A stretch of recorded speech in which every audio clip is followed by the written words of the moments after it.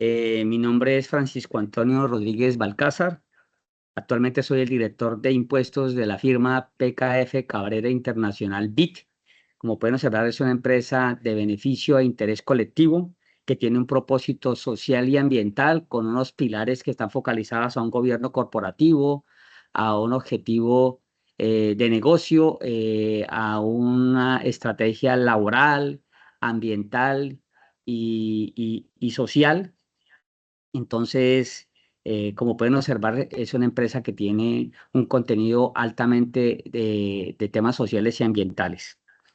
El día de hoy vamos a ver una capacitación focalizada al tema de puntos o aspectos a tener en cuenta con relación a la declaración de renta del año grabable 2024. Para tal efecto, pues vamos a abordar antes de cada uno de esos puntos, esos aspectos, unos temas que en mi opinión es muy relevante que uno como empresario o como director financiero o encargado del área contable y tributaria debe analizar para efectos de, de la perspectiva del año grabable 2025, porque es muy relevante, porque la administración de impuestos hoy en día tiene unos programas y unos planes de trabajo que van focalizados básicamente a un mayor recaudo. Así las cosas, y apoyándome en una presentación que realizó el doctor Luis Eduardo Ginás, director de la DIAN, con ocasión a un foro de reflexiones sobre fiscalización y tributación de las regiones, en donde expuso la situación de recaudo prospectivo que tiene la Administración de Impuestos para el año grabable 2025. Como pueden observar, la Administración de Impuestos tiene una potencialidad de recaudo tanto vegetativo, orgánico, pues que es el sobreviniente básicamente cuando uno presenta una declaración y paga, y el propuesto que nace básicamente de desarrollar procesos administrativos, requerimientos especiales, pliegos de cargos y demás. Entonces, con el concurso de esos dos aspectos, la administración pretende recaudar aproximadamente 324 billones de pesos de un presupuesto general de la nación que asciende a 523 billones, que se lo redujeron al Estado a 511 billones. En síntesis, es una cifra muy robusta y para tal efecto la DIAN pretende desarrollar una cantidad de programas que están alineados a conseguir estos recursos. Todos saben que en el año grabable 2024 la Administración de Impuestos no pudo cumplir su meta, solamente pudo recaudar 267.3 billones de pesos frente a 279.4 billones de pesos que tenía presupuestado, con un déficit de 12.1 billones de pesos no recaudados oficialmente. Entonces, eso ha hecho que la Administración tome un plan de choque propendiendo por cumplir la meta para el año grabable 2025. Así las cosas, como pueden observar en la diapositiva, la administración tuvo déficit en uno de los impuestos más relevantes que es materia de este webinar, el impuesto de renta. Como pueden observar, si hacemos una comparación del año grabable 2024 frente al año grabable 2023, la DIAN tuvo un aminoramiento en 40.8% del recaudo. Y si lo enfrentamos al presupuesto que tenía para el año 24 del orden de 39.2 billones, pues ahí también incumplió la administración. Entonces, allí hay unos planes de trabajo muy interesantes que la DIAN pretende ejecutar en cabeza del doctor Luis Eduardo Ginás para el año grabable 2025 y es importante que lo tengamos en cuenta. En este aspecto, por eso es relevante que una empresa prepare su declaración tributaria de una manera muy ortodoxa, bien sea que se haga acompañar de una firma profesional que le revise la declaración con mucho gusto, o en su defecto, pues con su grupo interno haga toda la trazabilidad y las operaciones aplicando la norma vigente para que no tenga ningún tipo de contingencia, porque lo más probable es que esa declaración sea objeto de revisión, para que lo tengan en cuenta. Ya desde el punto de vista de las estrategias que tiene la administración para el año grabable 2025, podemos mirar que le sigue apostando al tema de la información endógena y la información exógena, los cruces de información. Es una herramienta muy fuerte que tiene la administración. Con ella construye declaraciones sombra y le permite comparar cuando ya el contribuyente o responsable presente su anuncio tributario, si al final del día son muy similares o hay unas brechas importantes que toca analizar. Entonces, el primer punto que va a tomar la DIAN es el punto que tiene que ver con la información exógena. Sumado a ello, va a focalizar su trabajo frente a aquellos contribuyentes que han detectado que tienen unos grandes ingresos, pero una baja carga impositiva. Y ya lo comenzaron a hacer con ocasión a la promulgación del decreto 175 del año 2025, que nació básicamente por la promulgación del estado de excepción que tiene el Catatumbo, pues le colocaron IVA a los juegos de suerte y azar digitales. Ese es un gremio que genera muchos recursos para las personas y la administración lo está viendo como una alternativa de recaudo positivo. De tal manera que solamente no lo están viendo para efectos de impuestos sobre las ventas, sino que posteriormente en materia de impuestos sobre la renta también van a analizar ese aspecto. Y otros sectores de la economía que la administración ha notado que han tenido un crecimiento patrimonial importante, porque los recursos se notan, el patrimonio se nota en mejores infraestructuras, en activos, en costos y gastos y demás. Entonces la administración le va a apostar a ese sector. Pretende simplificar los procesos al interior de la administración, optimizando muchos de ellos, como el registro único de beneficiarios finales, el registro único tributario, los propios procesos de saldos a favor, mitigando tantas actividades que toca ejecutar por parte del contribuyente, haciéndole mucho más flexible la operación, liberando espacio de tiempo para sus funcionarios que se puedan dedicar a hacer actividades más de analítica, más de fiscalización, más de consecución de recursos. Para tal efecto, manifestaba el doctor Ginás que se pretende ampliar la planta de personal de la DIAN para hacer una mayor fiscalización, en donde básicamente se van a hacer el análisis de escritorio con cruces de información y requerimientos hacia los contribuyentes con el fin de que le envíen la información para poder ellos ejecutar sus auditorías de escritorio. De hecho, a muchos de nuestros clientes ya les está llegando unos requerimientos como son que están ubicados en zona franca y les están requiriendo una información para completar la estructura de una declaración sombra que cuando ya en abril o en mayo presenten su denuncio tributario van a tener la oportunidad de hacer la comparabilidad. La IA necesariamente tiene que modernizarse, eso lo manifestó el informe de competitividad 2024-2025, en donde le dicen que debe estructurar más su tema informático. Si bien es cierto, la administración tiene un sistema informático muy robusto, no menos cierto es que con la cantidad de información que está recibiendo de todos y cada uno de los contribuyentes y responsables, lo obligan a implementar una infraestructura mucho más robusta. Y obviamente va a intensificar las cuentas de las acciones de cobro y de persuasión, porque la administración ha observado que tiene unas cuentas corrientes muy grandes que no han sido pagas por parte de los contribuyentes, algunos acuerdos de pago han sido incumplidos y tienen que apostarle el recaudo de todos esos recursos que reposan en sus cuentas corrientes.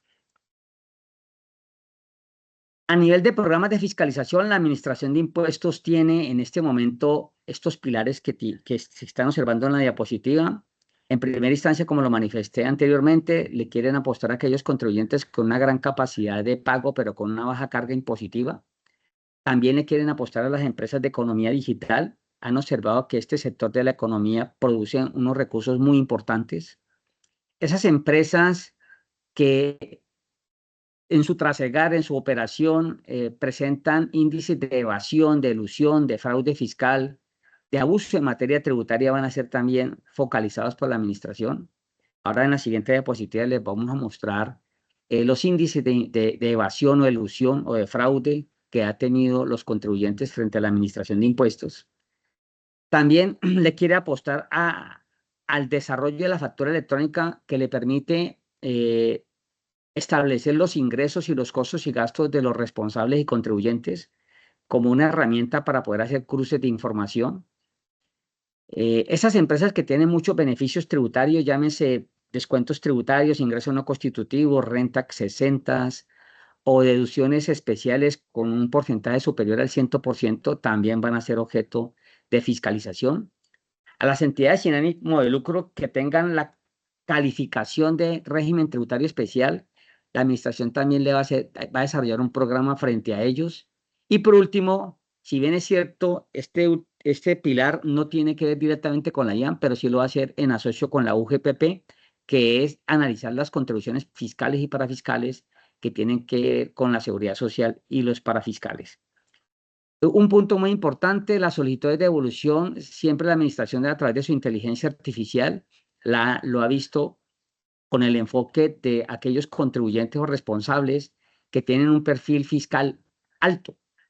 Aquí quiero llamar profundamente la atención para que ustedes tengan mucho cuidado de estar corrigiendo reiteradamente sus declaraciones tributarias, tengan mucho cuidado de tener su cuenta corriente de pagos con la administración al día, que ustedes no tengan procesos de discusión administrativa con la DIAN, pliegos de cargos, requerimientos especiales, liquidaciones oficiales de revisión, por citar ejemplos.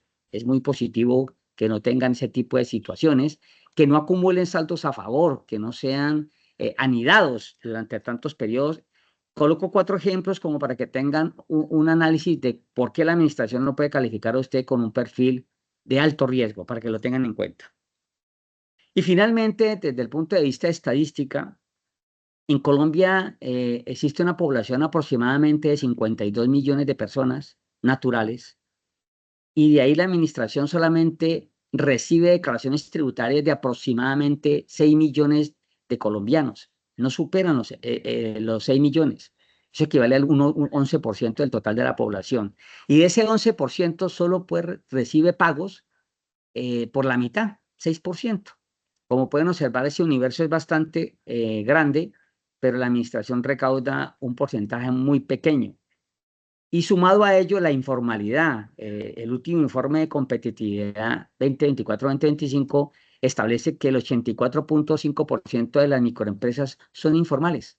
Entonces, ese nicho hay que atenderlo, hay que mirarlo para que se vaya formalizando, bien sea como una empresa de régimen de tributación simple o en su efecto bajo un régimen ordinario o el que el contribuyente considere que debe pertenecer. A las personas jurídicas se ha detectado que no supera más de 2 millones de contribuyentes declarantes. De ese 2 millones, el 1.5 son microempresas, 100.000 son pequeñas empresas, 25.000 son empresas medianas y 8.000 son grandes empresas. Como pueden observar, el universo de declarantes en materia de personas jurídicas también es reducido. Y si a eso le sumamos que Colombia tiene una normatividad aplicable compleja, con altas cargas tributarias, así lo ha manifestado la OECD, al cual pertenece, pues eso hace que volvamos al tema de la simplificación en materia fiscal. Y ya hablando desde el punto de vista de la evasión, el IVA representa para el Estado un 25% de evasión, en materia de impuestos sobre las ventas, en renta un 40%. Con mayor vera hay que hacer la declaración de renta de una manera muy ortodoxa, muy aplicada, acompañada de un profesional que se la revise para que usted tenga certeza que por lo menos en gran medida se fue correctamente determinada y presentada y pagada. Y en resumen, podríamos decir que más de 60 billones anuales deja de percibir la administración de impuestos producto de la evasión, la elusión, el fraude fiscal y los abusos en materia tributaria. Muy bien, ya metiéndonos de lleno en los puntos relevantes que se tienen que observar para efectos de la declaración de renta del año agravable 2024, empecemos por los valores patrimoniales, aquellos que uno reconoce en la parte superior del lado izquierdo de la declaración de renta. Cuando uno va a preparar una declaración tributaria, requiere de determinar correctamente el valor patrimonial de sus activos. Para efectos del webinar, traje como ejemplo los activos en moneda extranjera, que es un tema, en mi opinión, sensible, es un tema que requiere mucho cuidado. Entonces, obsérvese que el artículo 269 del Estatuto Tributario establece que cuando yo voy a determinar el costo patrimonial de un activo en moneda extranjera, me dispone que yo lo tengo que medir, ¿sí?, a la TRM del día del reconocimiento inicial. Mírese que habla del reconocimiento, registro de ese activo. Y le puedo quitar los pagos medidos a esa misma TRM. Y así lo reza el Estatuto Tributario en su artículo 69. Si nosotros ese primer inciso que estoy citando lo traemos a un ejemplo numérico para hacerlo más entendible, si usted tiene una cuenta en compensación en el exterior, que está en dólares, y recibe una consignación de $15.800 y a esa consignación le asocia unos pagos de proveedores, como pueden observar en la diapositiva de 2.600, 5.400, de 3.300. ¿Qué dispone la norma cuando yo voy a declarar mi activo? Porque estamos en el mundo patrimonial, todavía no estamos hablando de diferencia en cambio. Se debe reconocer por la TRM inicial de reconocimiento del activo menos los pagos a esa misma tasa. Entonces, como pueden observar en la diapositiva, esos 15.800 terminaron siendo 4.100. Estos 4.100 que están aquí, que los observan aquí, estos 4.100, es producto del neto entre 15.800 y estos pagos. Así lo reza la norma. Y los tengo que medir a la TRM de reconocimiento inicial, que fue en noviembre 8. Y eso es mi valor fiscal inicial. Igual ejercicio tengo que hacer con esta consignación de 10.500. Como pueden observar aquí, esto termina siendo como un PETS, primeras en entrar, primeras en salir. Porque aquí el llamado a atención es que el contador tiene que tener mucho análisis de estas operaciones en moneda extranjera, en su extracto. ¿Qué ingresó y qué cargos se hicieron de pago contra esa consignación? Para tener un control expedito de cuál fue la TRM que tienen que aplicar. Por eso es muy importante que en el reconocimiento y medición de los hechos económicos en la contabilidad se sepa establecer cuál es el valor patrimonial en un libro tributario, si lo tiene, o en una cuenta específica para que el contador lo pueda establecer con ocasión a la determinación en el impuesto sobre la renta. Así las cosas, para efectos de este ejercicio, estamos viendo que el valor inicial de este activo es 63 millones de pesos, porque lo estoy valorando a la tasa inicial menos sus pagos. Pero yo determino, porque la NIC 21, que establece que es importante medir la diferencia en cambio, y la diferencia en cambio desde el punto de vista contable se mide con la tasa de cierre, también se mide con la tasa inicial, pero cuando ya se va a comparar se mide con la tasa de cierre. Entonces lo que yo hago es comparar esta tasa que está en 4.409, que es de tipo para efectos contables, más no fiscales. Los 4.409.15 a nivel tributario no tienen incidencia. Como pueden observar, se está valorando es con las tasas iniciales. Se mide la diferencia en cambio que nace de coger 4.409.15 menos 4.344 multiplicado por 4.100, te da los 17 millones, te da los 264.000 pesos, perdón. Igual ejercicio se hace con el siguiente, 4.409.15 menos 4.374 por 10.500 te da los 362. Y ahí estamos midiendo una diferencia en cambio contable, no fiscal, porque yo estoy midiendo el activo como lo establece el 269. De tal suerte que no podemos pretender que una diferencia en cambio vaya a formar parte integral del patrimonio de un activo medido en moneda extranjera. Ese es el primer mensaje en aplicación exegética del artículo 269. Y ya sumando la diferencia en cambio frente a la tasa inicial, porque así la NIC 21 lo dispone, nos da el valor contable, que como pueden observar difiere del valor fiscal y básicamente es por esta diferencia en cambio que es de reconocimiento y medición por temas de valoración de ese activo en moneda extranjera desde la óptica contable, más no fiscal. Ya vamos a mirar cómo se maneja desde el punto de vista fiscal. Entonces, en conclusión, este activo se debe declarar por 63.746, que no es otra cosa de la aplicabilidad exegética del artículo 269. Medir el activo a la TRM, el reconocimiento inicial, menos los pagos medidos a esa misma tasa. En segunda instancia, traigo un ejemplo de un CDT en dólares. Este CDT en dólares se constituyó con $50.000 a una tasa que se compró a 4.190, es decir, salí a comprar unos dólares a 4.190 cuando en ese momento estaban a 4.172 la TRM oficial. Pero yo hice el reconocimiento con la tasa de compra, 209, con unos intereses que se capitalizaron de forma automática, que representan 6.511 a una tasa al momento del reconocimiento de 4.341. Aquí el mensaje básicamente es que al momento de determinar el valor fiscal, nosotros no podemos ampararnos en esta tasa. Tenemos que hacerlo con la tasa TRM oficial que existía al inicio del reconocimiento del hecho económico. Si bien es cierto, contablemente lo reconocí con una tasa de compra de 4.190, no menos cierto es que 4.172 era la tasa que estaba vigente al momento del reconocimiento inicial. Detalles que se tienen que tener en cuenta al momento de medir fiscalmente un activo. Pues aquí el segundo mensaje es que es la tasa TRM oficial con ocasión del reconocimiento inicial. Entonces, en síntesis, este activo se termina reconociendo por 215, 118. Entonces, conclusión, una cosa es medir el activo y otra cosa es generar la diferencia en cambio. El activo se mide por el artículo 269 del Estatuto Tributario para determinar su valor patrimonial y la diferencia en cambio se establece conforme al artículo 288 del Estatuto. Así las cosas, y me devuelvo, ¿cómo se mide el ingreso o el gasto?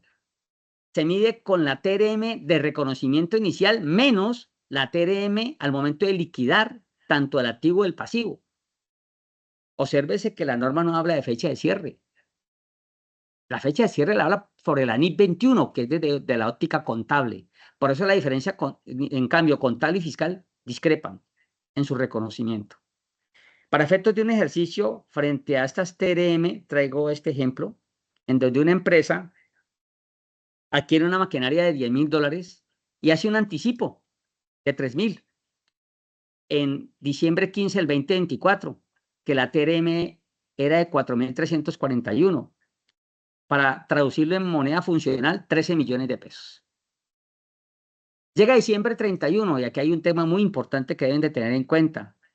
¿Cuáles son los activos que se tienen que medir con diferencia en cambio? Y son los activos monetarios, no los no monetarios. Aquellos que son traducibles en liquidez. Porque es relevante tener en cuenta cuáles son los que le voy a aplicar la diferencia en cambio. Unas cuentas por cobrar, unas cuentas por pagar, unos equivalentes al efectivo, esa cuenta en moneda extranjera, son activos monetarios. Una propiedad, plant y equipo es un activo no monetario. Es mucho cuidado con la aplicabilidad de la diferencia en cambio. En este caso, desde el punto de vista fiscal y contable, no debería haber diferencia en cambio sobre ese anticipo en dólares. Ya en 2025, en diciembre 15, que se reconoce el activo por 43 millones de pesos, se cancela el anticipo y se crea el pasivo en moneda extranjera por 30 millones de pesos a la TRM de 4,300. Y se determina pagarlo el 30 de enero, cuando la tasa TRM está a 4,195. Como pueden observar, está por debajo. Y eso produce un ingreso, que es el ingreso por diferencia en cambio.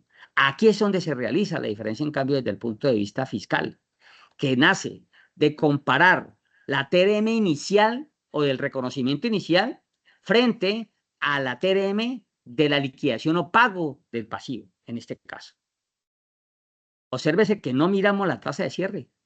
Esa la mira la NIF 21 para efectos contables. Entonces, muy importante tener estos aspectos al momento de construir una declaración tributaria, porque en muchas ocasiones nosotros pecamos por mirar estos detalles que son aplicables a la norma. Quiere decir que esas fluctuaciones que nacen entre la comparabilidad de un activo en moneda extranjera, entre una tasa de inicial y una tasa de cierre, simplemente son valoraciones que no se entienden realizadas. Solamente hay realización cuando se liquida el activo o el pasivo.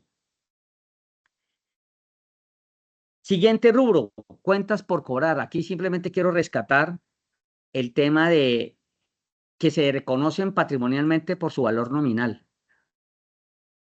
Pero la norma establece que conforme al 145 y 146 del Estatuto Tributario, tiene la posibilidad usted de aminorar esa cuenta por cobrar producto de la provisión de deudas de difícil cobro o los créditos manifiestamente perdidos. Entonces, si usted considera que producto de un análisis, un estudio, una valoración, una aplicabilidad con sus abogados, determina que existe una probabilidad de recuperar esa plata con un porcentaje muy, muy mínimo, pues podría provisionarla. En su defecto, si la considera que es una cuenta que indefinitivamente no la va a recuperar, pues puede optar por el tema de los créditos manifiestamente perdidos. Entonces, para tal efecto, es importante aquí tener en cuenta dos aspectos. Primero, valorar bajo el sistema del método general y el método individual cuál le conviene más, de acuerdo al vencimiento de su cartera por edades. Como pueden observar, el método general, conforme lo reza el decreto único tributario 1625 del 2016 le permite, al recoger el decreto 175 de 1985 y el decreto 1189 del 88, que puede trabajar con 5, 10 y 15% con esas deudas que tienen esos rangos de edades en la parte izquierda de la diapositiva. O en su defecto puede aplicar el método individual que tiene porcentajes equivalentes al 33% anual. Como pueden observar, para efectos de este ejercicio académico, pues nos conviene más utilizar el método general. Entonces, primero, hacer esa valoración. La norma permite hacer una mezcla de los dos para hacer optimización tributaria desde el punto de vista de planeación fiscal. Claro, usted podría tomar en un momento determinado unos para el método general y otros para el método individual, y eso es permitido, en mi opinión, salvo que exista otra mejor. Y para efectos del reconocimiento contable, es muy importante tener en cuenta el saldo que trae usted esa cartera y ajustarla. Como pueden observar, tomé la decisión de hacerlo con el método general, que equivale a 16.949.950, y tengo provisionados o reconocidos en la contabilidad, en la parte fiscal, 6 millones. Me falta hacerle un ajuste de 10 millones, que al final del día termina siendo el gasto para el año 2024, para llegar a los 16.949.000. Es básicamente el mensaje que quiero dejar en este punto, que tiene que ver con las cuentas por cobrar y su potencialidad de poderlas aminorar bajo la provisión de cartera o las deudas manifestamente perdidas, cumpliendo los requisitos que establece el Decreto Único Tributario 1625 del 2016. Quiero manifestarles que la sentencia 27449 de julio 4 del 2024 establece un tema muy interesante. Un contribuyente castigó una cartera, no la provisionó, castigó una cartera con un vinculado económico. Si bien es cierto, el 145 del Estatuto Tributario dispone que no pueden haber provisiones de cartera con vinculados económicos, no menos cierto es que el 146 sí lo debería permitir. Y con esta sentencia se ratifica de que en el momento que usted tenga una cartera morosa, que al final del día no la va a recuperar y está asociada a un vinculado económico, le asiste el derecho de poderla castigar, aun sea vinculado económico, en la medida que lo haga bajo el método de deuda manifiestamente perdida o sin valor. Entramos al tema de las inversiones. En materia de inversiones, pues es importante tener en cuenta que las acciones o derechos sociales se deben de reconocer por su costo fiscal a nivel patrimonial, el cual está compuesto por su costo de adquisición y le asiste el derecho al contribuyente de poder aplicar potencialmente los reajustes fiscales de que trata el artículo 70 y 73 para las personas naturales. Así las cosas, para efectos de este ejemplo, quiero traer dos mensajes. El primero, usted tiene que hacer su cuadro de análisis de las inversiones, en donde tiene su valor contable, en este caso con corte de diciembre 31 del 2023, y sus movimientos. Para efectos del ejercicio, esta compañía traía poseídas 395.000 acciones que decidió venderlas en junio del 2024. Como pueden observar, a diciembre 31 del 2024, el contribuyente ya no tiene esas acciones desde el punto de vista contable y fiscalmente tampoco. Entonces, el primer mensaje que le asiste es que, como usted las está vendiendo y en aras de aminorar la utilidad en la renta ordinaria o en su efecto en la ganancia ocasional, pues puede reajustarlos proporcionalmente con ocasión a la venta. Esta es una postura de Francisco Rodríguez, puede discrepar de la que ustedes tengan. Yo estoy vendiendo el activo que traía un costo fiscal de 19.470 con corte el 31 de diciembre del 2023. Decido venderlo en junio del 2024. Tengo 6 meses para reajustarlo fiscalmente. Reajústelo. Y eso permite aumentar con ocasión al momento de la venta a un costo fiscal a un costo del 20.538.000. O sea que incrementa. Aproveche ese espacio de tiempo que tiene, que son 6 meses, para aumentar su base para efectos de enfrentarlo al precio de venta. Esta compañía decidió vender sus activos y es importante tener en cuenta el segundo aspecto que quiero traer con ocasión a este ejercicio, que si bien es cierto, decidió venderlo en 20.850.000, que al enfrentarlo contablemente al costo que es de 16.550, le parece una utilidad contable de 4.300.000, a nivel fiscal no es los 20.850.000, porque aquí hay una presunción que está contentiva en el artículo 90 del Estatuto Tributario, y ese es el mensaje que también quiero dejarles. Deben de valorar que las acciones se tienen que determinar su precio de venta conforme a su valor intrínseco incrementado en un 30%. Esta compañía, su acción vale 65 pesos, que al multiplicarla por 395.000 acciones le va a producir un valor de venta de 25.675.000, que es el precio de venta fiscal, que al enfrentarlo al costo de 20.538 le produce, en este caso porque fue poseída por más de 2 años, una ganancia ocasional de 5.136.000. Entonces, primero, puede reajustarla fiscalmente en el periodo 2024 por la posesión que tuvo 6 meses, en mi opinión sí.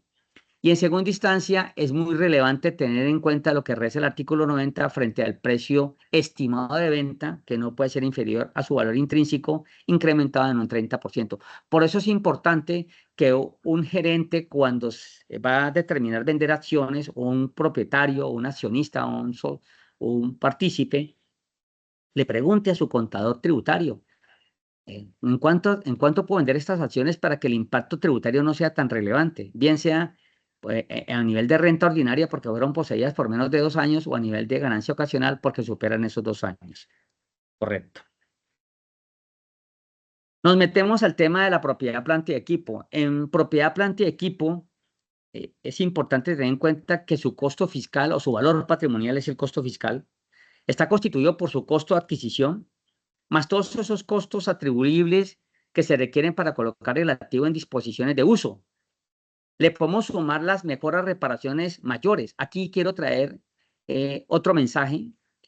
Una sentencia del Consejo de Estado promulgada en el año 2024 estableció que para efectos de reconocer las mejoras o reparaciones mayores en condición de mayor costo del activo, se tiene que analizar si esa mejora o esa reparación mayor va a aumentar potencialmente la vida útil del activo y su productividad. Si eso se cumple, pues estamos hablando de que esa reparación tiene los requisitos para hacer mayor valor del activo.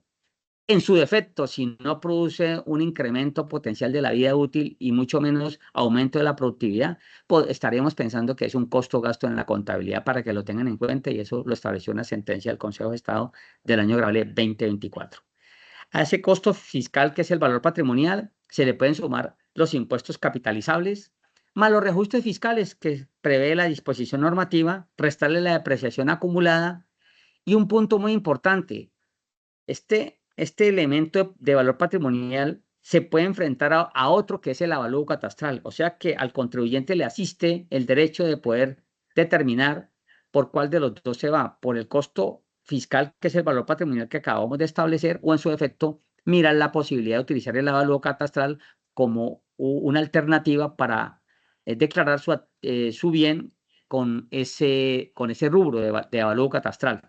Aquí lo más importante es analizar de que ese avalúo catastral haya sido reconocido en la declaración de impuesto predial o en la declaración de renta del año inmediatamente anterior.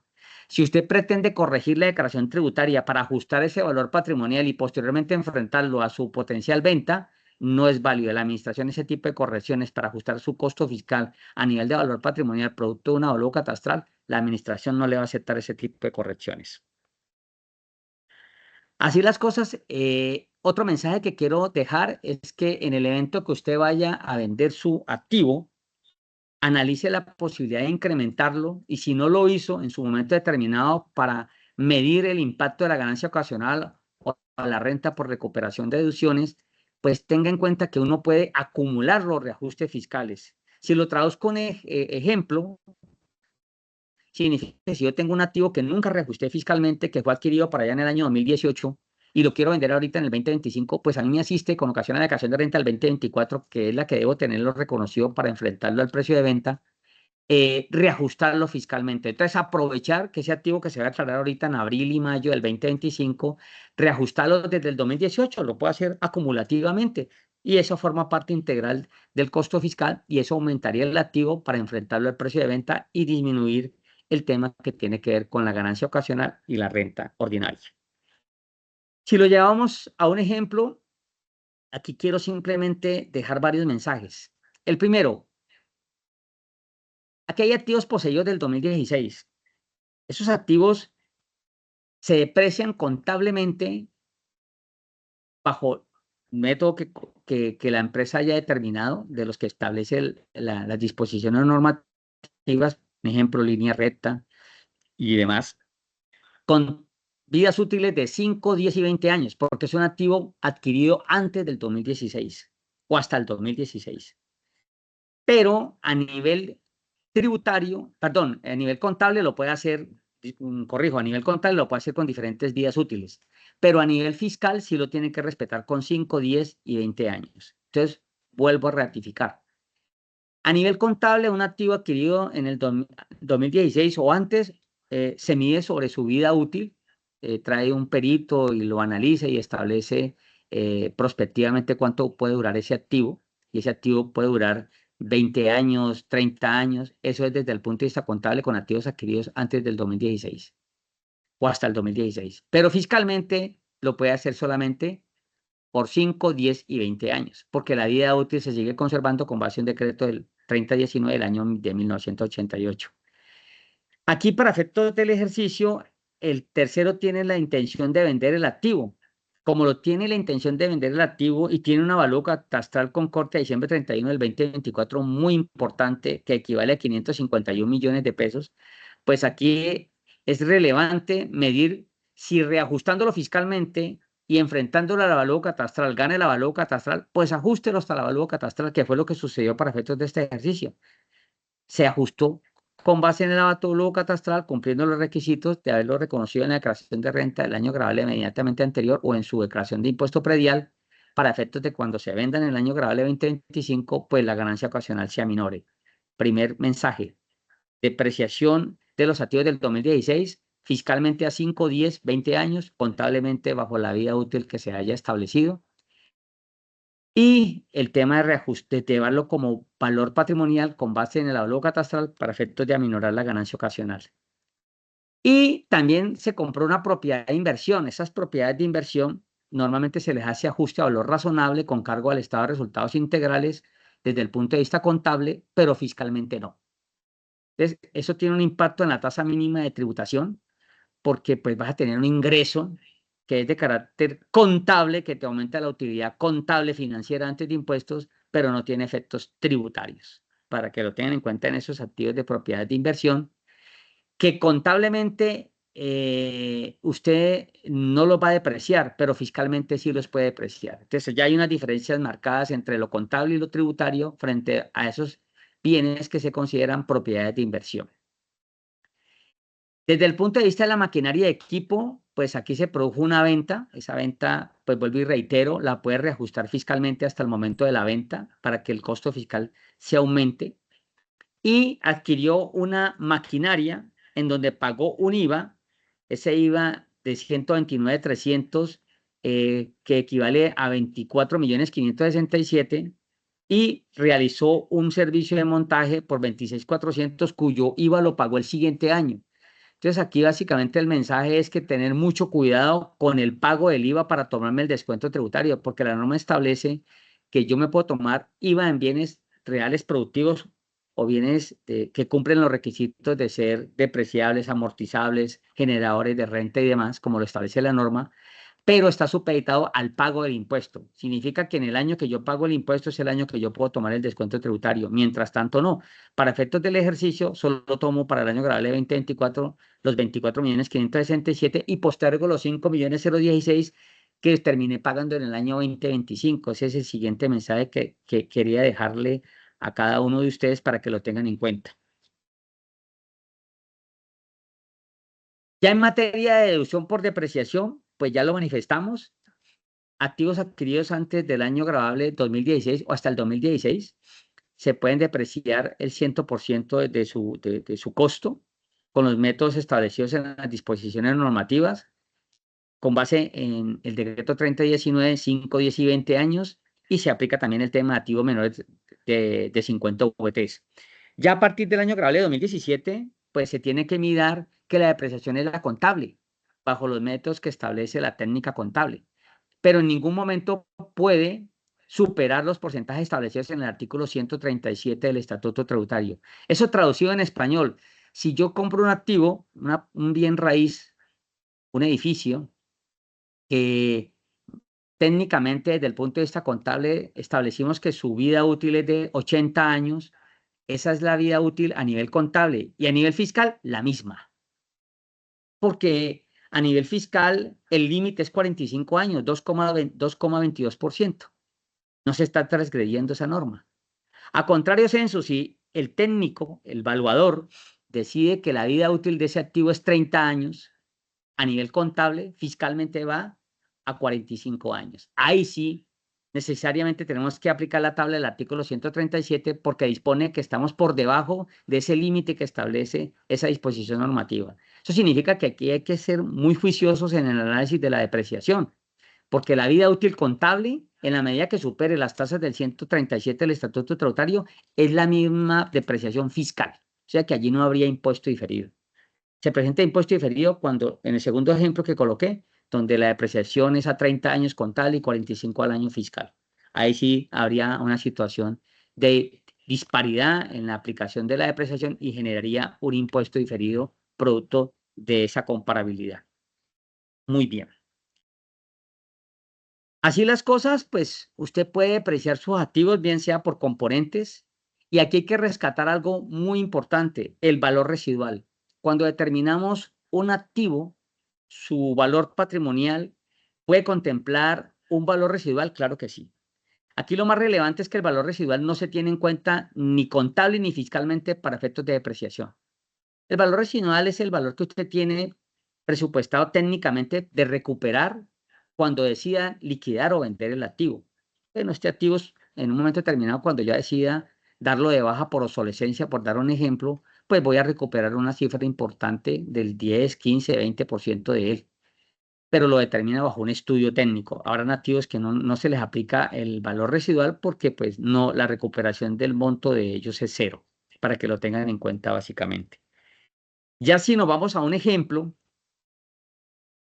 en este caso ya aplicando la depreciación, volvemos a insistir que si son activos del 2016, técnicamente desde el punto de vista contable lo puede apreciar bajo la vida útil determinada por el método que ya determinado en el activo, costo revaluado, costo atribuido, costo histórico, en la vida útil que haya determinado el valuador, el que hizo el estudio del costo revaluado. Pero técnicamente desde el punto de vista tributario solo me asiste tener vidas útiles de 5, 10 y 20 años, activos del 2016. Y reiteramos el tema de la propiedad de inversión para efectos del ejercicio que vimos en las diapositivas anteriores, que le asiste el derecho de poderlo depreciar fiscalmente, más no desde el punto de vista contable, y eso produce obviamente un impuesto diferido en la comparabilidad de este tipo de bienes, para que lo tengan en cuenta.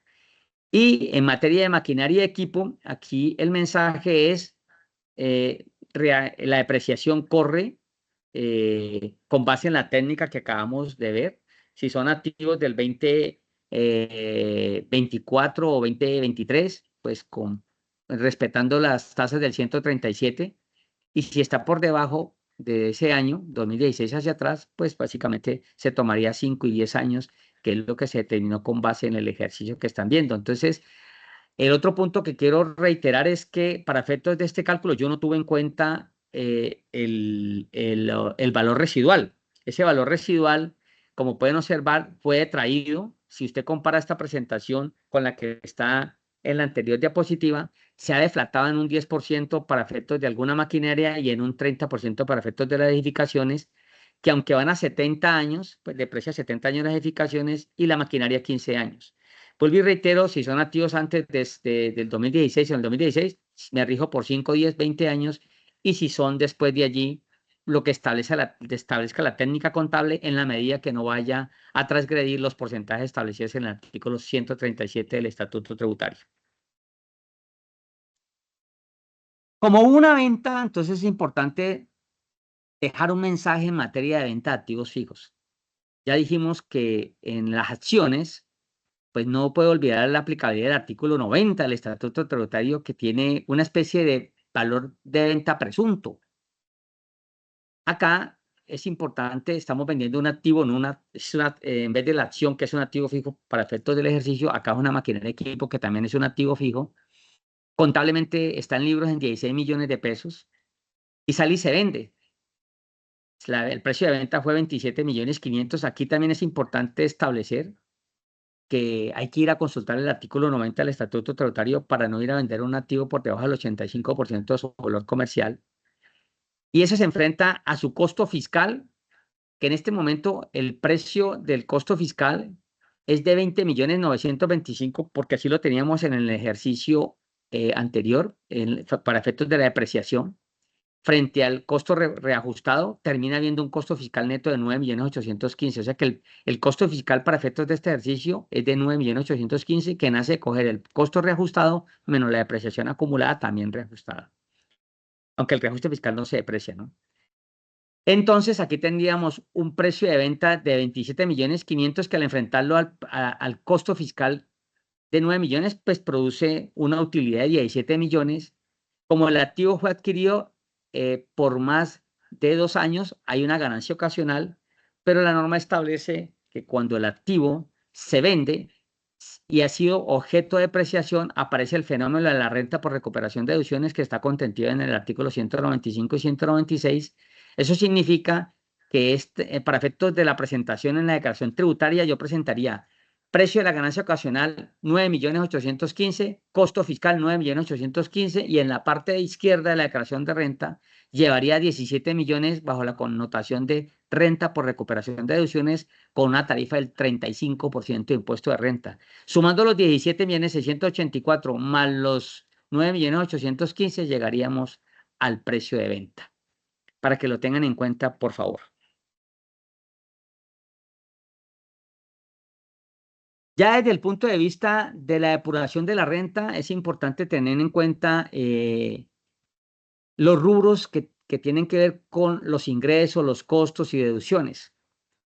Aquí volvemos a reiterar la aplicabilidad correcta del artículo 21 rayado 1 y 28 del Estatuto Tributario en materia de ingresos, que se reconoce es el devengo contable, salvo que, como lo establece el mismo artículo 28, haya otras habilidades que tienen un reconocimiento tributario distinto.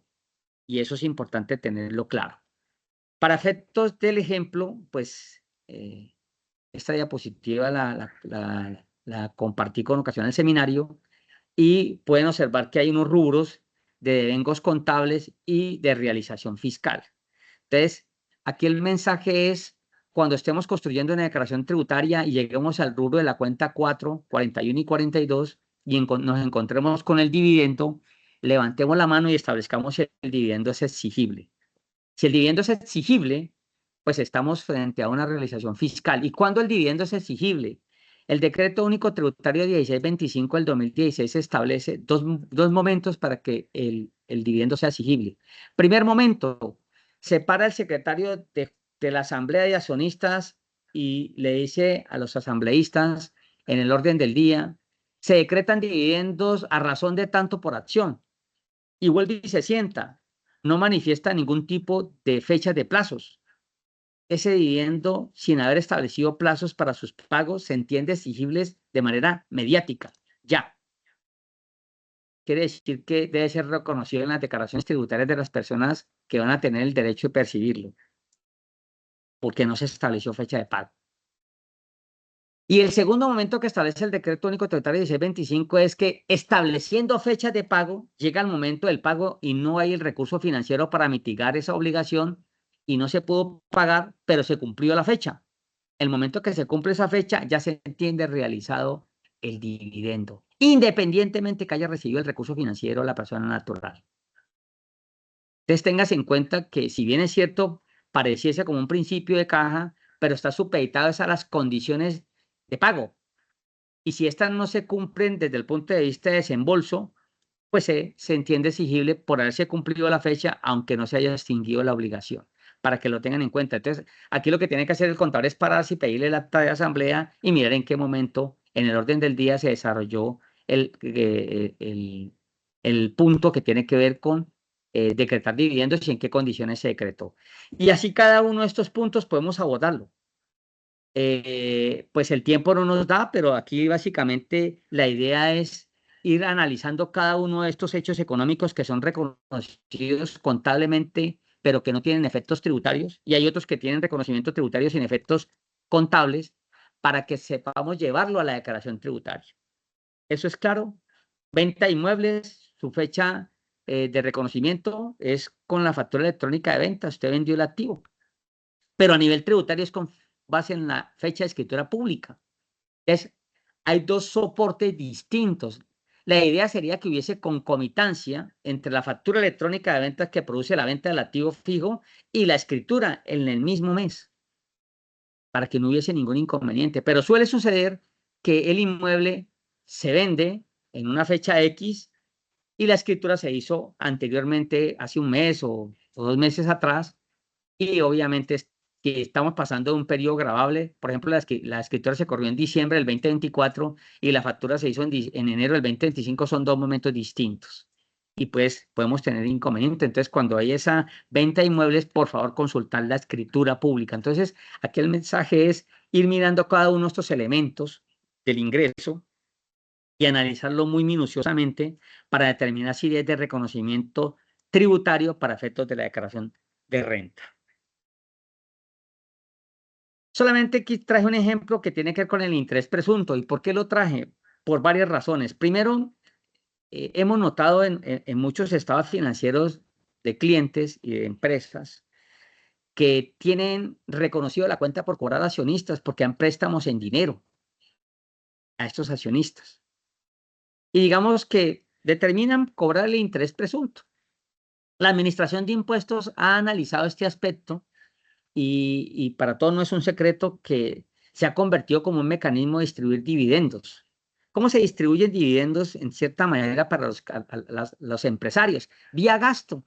Le empiezan a pagar gastos y van metiéndolos a la contabilidad. No digo que todo el mundo lo haga, ni me faltaba, pero es un mecanismo que utilizan algunas empresas. O el otro es prestarles dinero y por ahí se vuelve prácticamente una deuda de muchos años. Y aquí lo más importante es que puede haber una recaracterización de ese activo, porque la administración nota de que usted tiene una cuenta por cobrar de muchos años, aunque le está cobrando el interés presunto, pues al final del día eso no se va a pagar. Entonces, el mensaje es analizar ese tema de las cuentas por cobrar accionistas que se traducen en el cobro de interés presunto. Aquí lo deseable es, y el consejo es, factúrelo para que para uno sea ingreso y para el otro sea costo. Y no terminemos siendo un ingreso por acá y el otro no puede utilizar el costo porque no se facturó.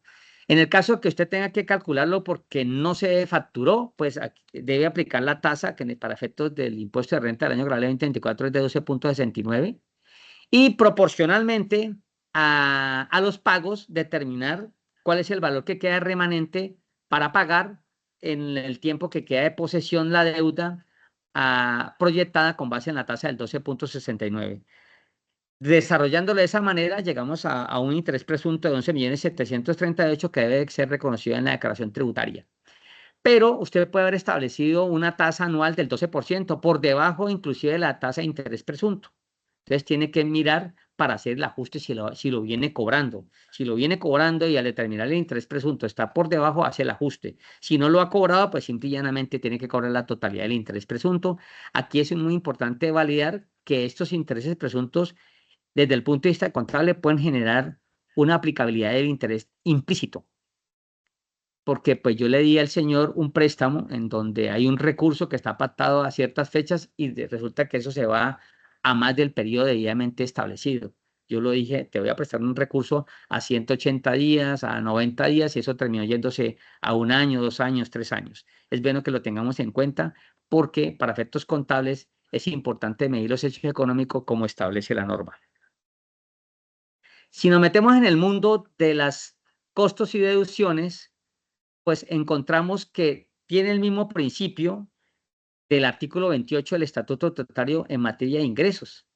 Es decir, el costo o gasto es el devengado contablemente, porque el 21-1 establece los valores que yo voy a tomar para efectos de la declaración tributaria, son los contables, y depurarlos, obviamente, como lo fundamenta el artículo 28 en materia de ingresos o el 59 y el 105 en materia de costos y deducciones. Depurarlo porque, vuelvo a insistir, hay hechos económicos que tienen reconocimiento contable, pero no tienen efectos tributarios. Así las cosas, encontramos, y es uno de los mensajes que es relevante tener en cuenta, depurar todas esas posibilidades de tener costos y gastos no deducibles.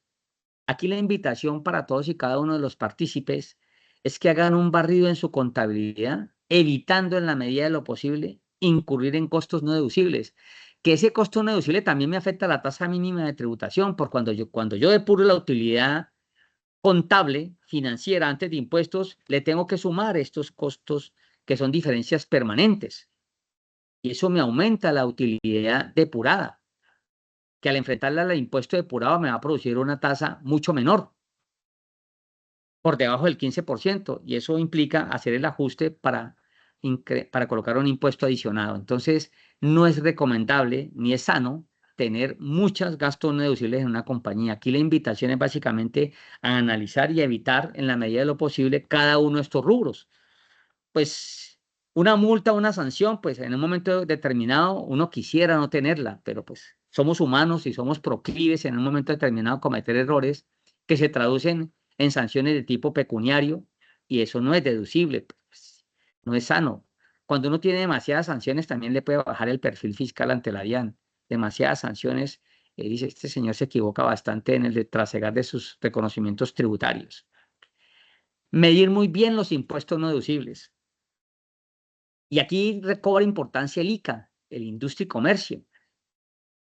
La norma ahorita establece que el Industria y Comercio es deducible, el 100%, que se haya devengado en el año anterior y que usted tiene plazo para cancelarlo o pagarlo antes de presentar la declaración inicial del impuesto de renta. Entonces tiene una oportunidad usted de pagarlo antes de que presente la de renta ahorita en abril para grandes contribuyentes o en mayo para los demás contribuyentes. Pero ¿qué sucede si usted va a pagar eso en julio? Pues ya no tiene sentido, pierde el costo como no deducible. Entonces la invitación aquí es, por favor, paguen ese impuesto de industria y comercio porque optimiza un 35% para efectos de su carga impositiva.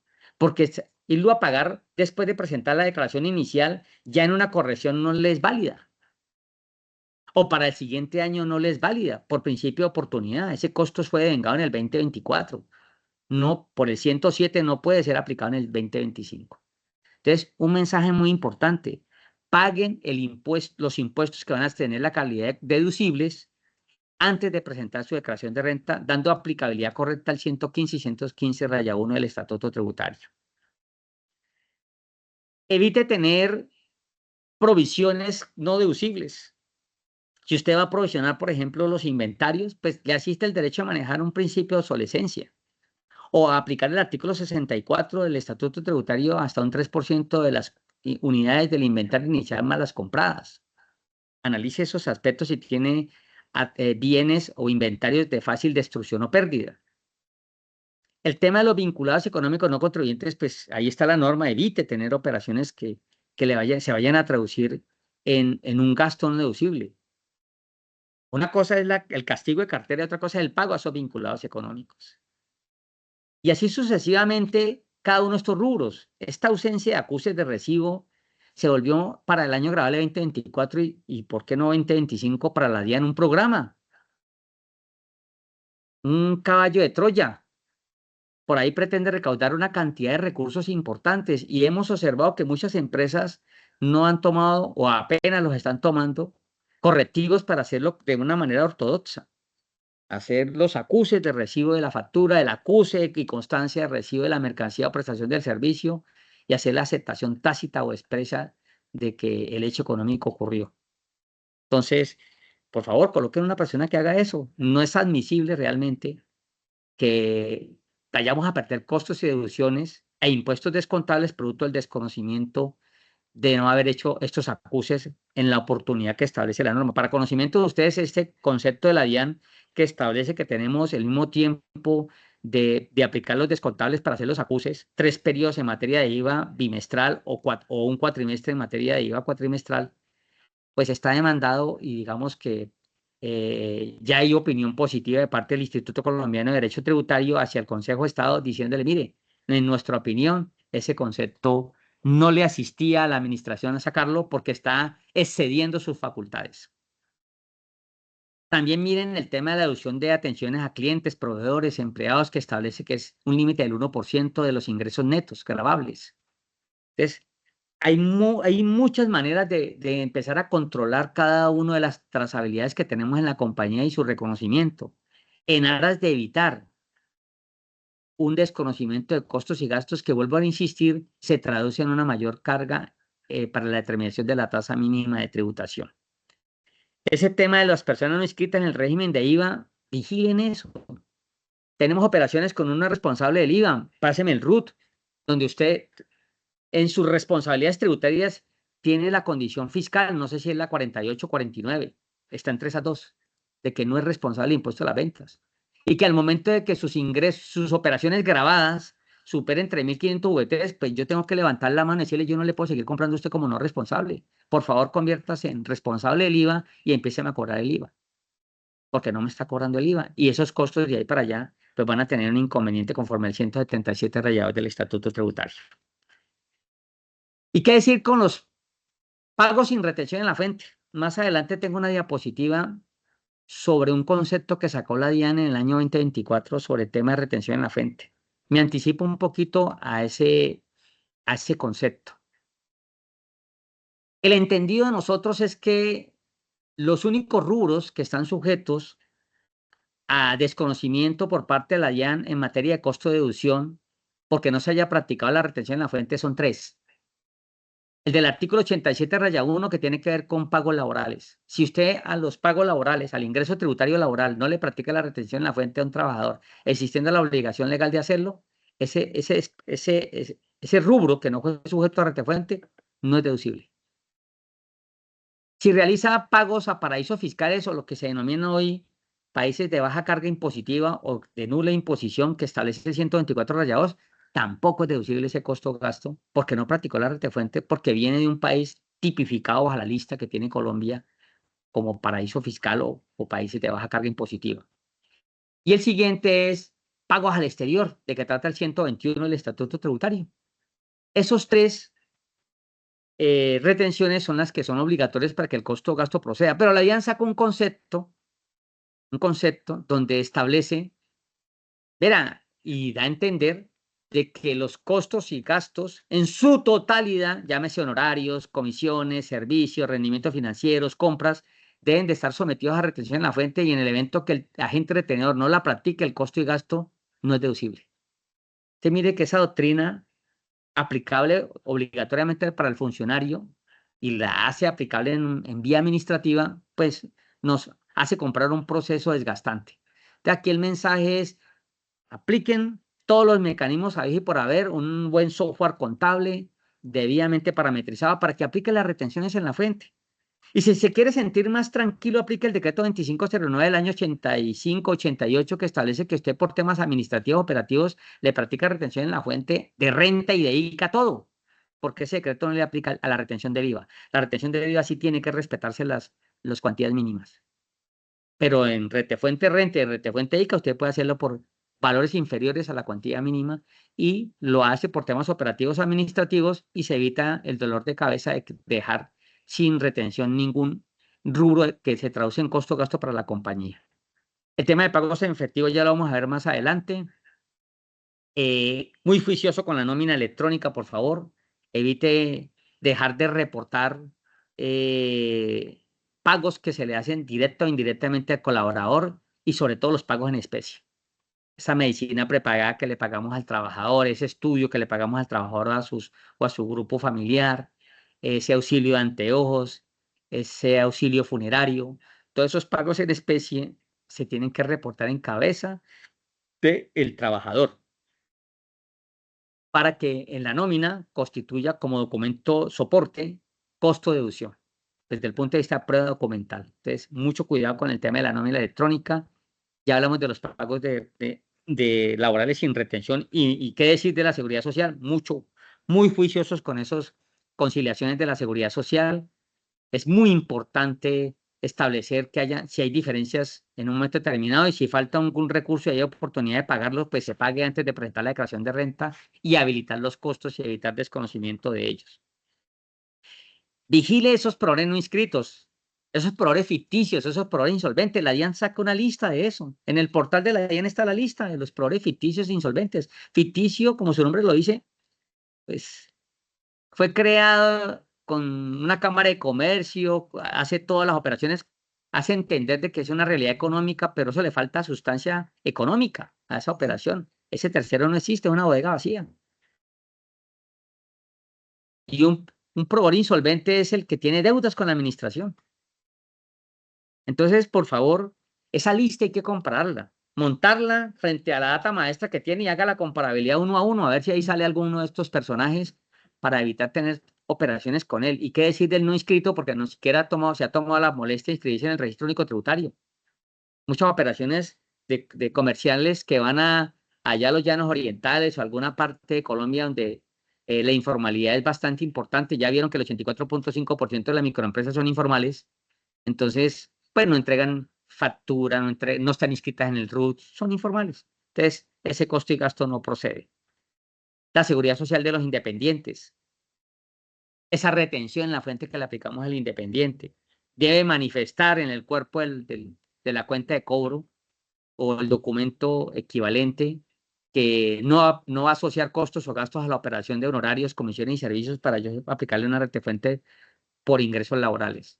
Y si pretende asociarlos, pues va con el 4, 6, 10 o 11% por citar ejemplos. Entonces, por favor, tener muy claro todos estos elementos. Esto es una lista simplemente traje una cantidad, pero hay mucho más, en donde los invito a que revisen juiciosamente estos componentes para evitar que la administración con ocasión a la revisión se los desconozca. Los planes de auditoría que traen los funcionarios de la DIAN en sus programas de saldos a favor y demás, en un 80%, 90%, yo que lo he atendido personalmente, están focalizados a obligaciones formales. Ninguno se pone a hacer índices financieros, que no me cuadra la rotación del inventario y yo entre el impuesto neto de renta o por qué esto no me da con lo otro. Esos análisis de fondo donde pretenden ocultar en un momento determinado si usted está haciendo alguna operación evasiva o elusiva, no lo veo, con todo el respeto de los funcionarios. Veo muy focalizadas las auditorías por temas de practicidad, entenderé yo, hacia los requisitos formales. Y si damos papaya con los requisitos formales, pues obviamente vamos a tener inconvenientes en la declaración tributaria. Así las cosas, es importante tener en cuenta que la sentencia número 21329 del año 2020 estableció que si bien es cierto el artículo 107 del Estatuto Tributario dispone que se deben cumplir requisitos de causalidad, de necesidad, de proporcionalidad, de prueba documental para efectos de que las expensas sean deducibles, no menos cierto es que hoy el Consejo de Estado le dice al contribuyente, analice su costo-gasto. Tal vez para usted es deducible, para otra empresa no, porque su objeto social es distinto al de la otra empresa. Entonces, la invitación aquí es que con base en esa sentencia unificada, analicemos cada uno de los costos que están en la compañía de una manera muy juiciosa, de una manera muy ortodoxa, buscando que definamos y entendemos que se están haciendo con carácter empresarial, con criterio comercial, que son necesarias. Tal vez a los ojos de la administración de impuestos no, pero yo sí le puedo demostrar a la administración de que yo requería hacer ese pago, incurrir en ese costo, porque mi objeto social, mi relación contractual con terceros proveedores o clientes me lo obliga. Entonces, le demuestro a la administración que evidentemente, al margen de la causalidad que está asociada al objeto social o la necesidad que está asociada a la generación de ingresos, yo le puedo mostrar a él que yo debí incurrir en el costo-gasto producto de mi actividad, producto de mi core business. Básicamente es eso. Y esta misma sentencia establece la proporcionalidad. Y tal vez usted tenga que tener algunos gastos para atender a algunos clientes y a pesar de que tiene el limitante del 107-1, usted podría establecer algunos rubros que en un momento determinado pueden ser deducibles.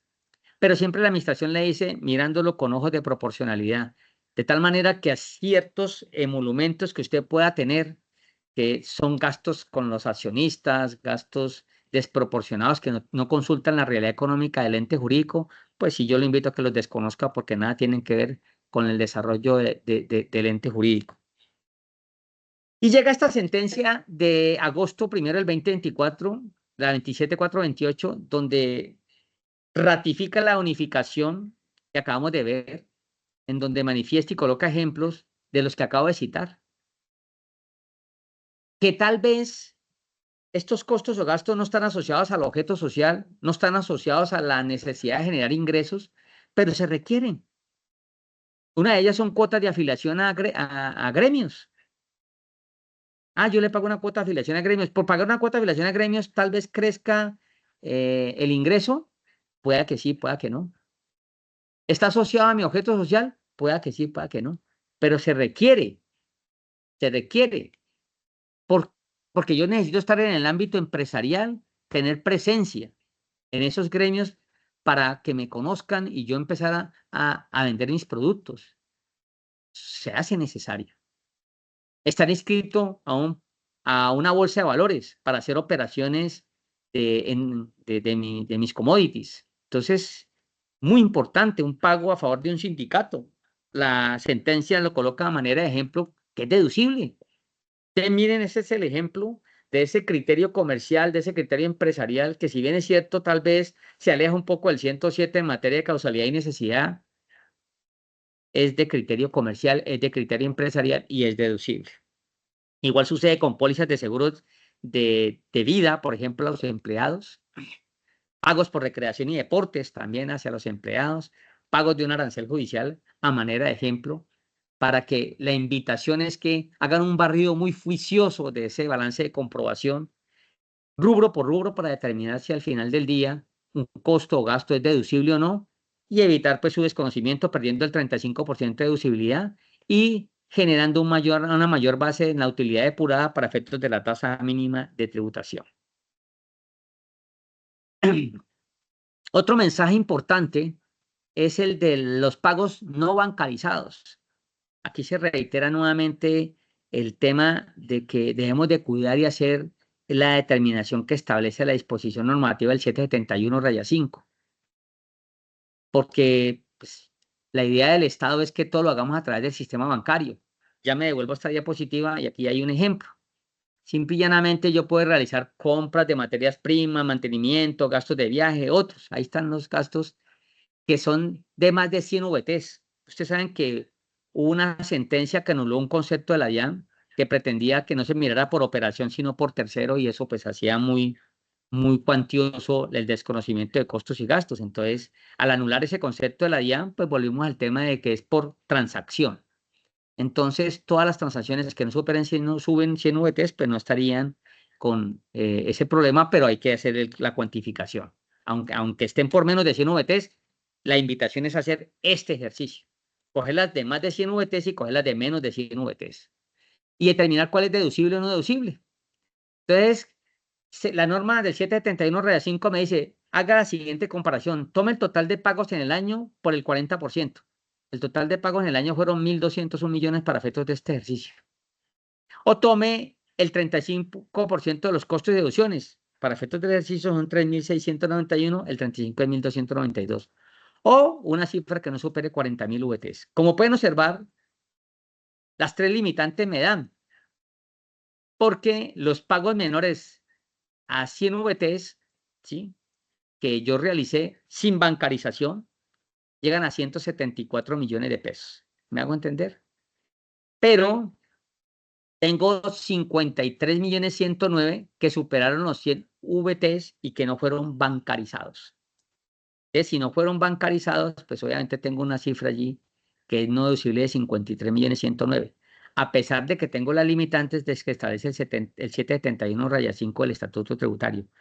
Porque, pues obviamente, ahí hay una contingencia. Alguien podría decir, no, pues estoy dentro de los límites, listo, digamos que va, pero yo lo digo con conocimiento de causa, la administración de impuestos es bastante exegética y empieza a glosar y a glosar. Mire, yo no me he pasado de los topes, o si me pasé de los topes, pues obviamente sí debo reconocer el desconocimiento, pero si me pasé de los topes y los tengo bancarizados, no tengo ningún problema. Entonces aquí básicamente la idea es establecer estos límites del 771-5, revisarlos, validarlos y optimizarlos. Regreso nuevamente acá. Esos medios de pago vuelvo y reitero, la idea es que no superen los 100 VTs por transacción con base en la sentencia. Solamente hay un límite especial para actividades agrícolas que su límite es del 70%. También la invitación a esos costos o gastos que se tienen con IVA, Impuesto Nacional al Consumo con no responsables, dijimos que por favor cuidar que no superen los topes que establece la norma. Este ejemplo que traigo aquí a colación es un tema que tiene que ver con aquellas operaciones que se realizan en el año grabable 2024, pero su factura llega en el año grabable 2025. Entonces muchos le preguntan a uno, venga, si yo tengo una operación que fue ejecutada en el año grabable 2024, se desarrolló en el 2024, pero el soporte legal me llegó con fecha 2025, ¿eso es deducible? Pues conforme al que dispone el 771 sí. Pero la pregunta del contribuyente o responsable, ¿y qué hago con el IVA descontable? ¿Y qué hago con la retención en la fuente? ¿Y qué hago con la información exógena? De mi recomendación, salvo que exista, y debe existir otra, ni más faltaba, es que traten en la medida de lo posible de reconocer el hecho económico asociándole cada uno de estos componentes. O en su efecto, hacerlo directamente hacia el formato. Me explico. Si no alcanzo a reconocerlo fiscalmente, contablemente, perdón, cuando vaya a presentar la declaración de renta, pues mete el costo y gasto en la columna fiscal, porque tiene derecho a él. Le asocia la retención en la fuente, pero ¿cuál es el problema de la retención en la fuente? Que debió haberse la tomado el año pasado. Sí, la toma el año pasado, el año anterior, perdón. Claro que sí, porque es una retefuente que le practicaron.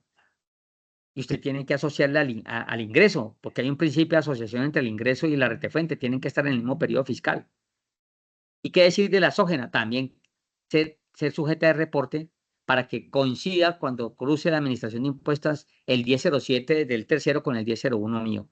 Aquí el mensaje es mucho cuidado con estas operaciones que son facturadas el siguiente año, pero que son realizadas tributariamente y contablemente en el año 2024 para que tengan su reconocimiento en debida forma con sus componentes de retención y de exógena y de impuestos descontables.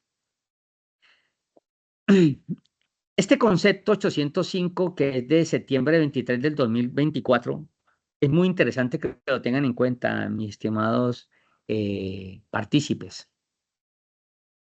Sucede y acontece que cuando yo tengo deudas con vinculados económicos, pues la norma me dice, usted tiene que establecer el tema con los intereses de la aplicabilidad de la subcapitalización de que trata el artículo 118-1.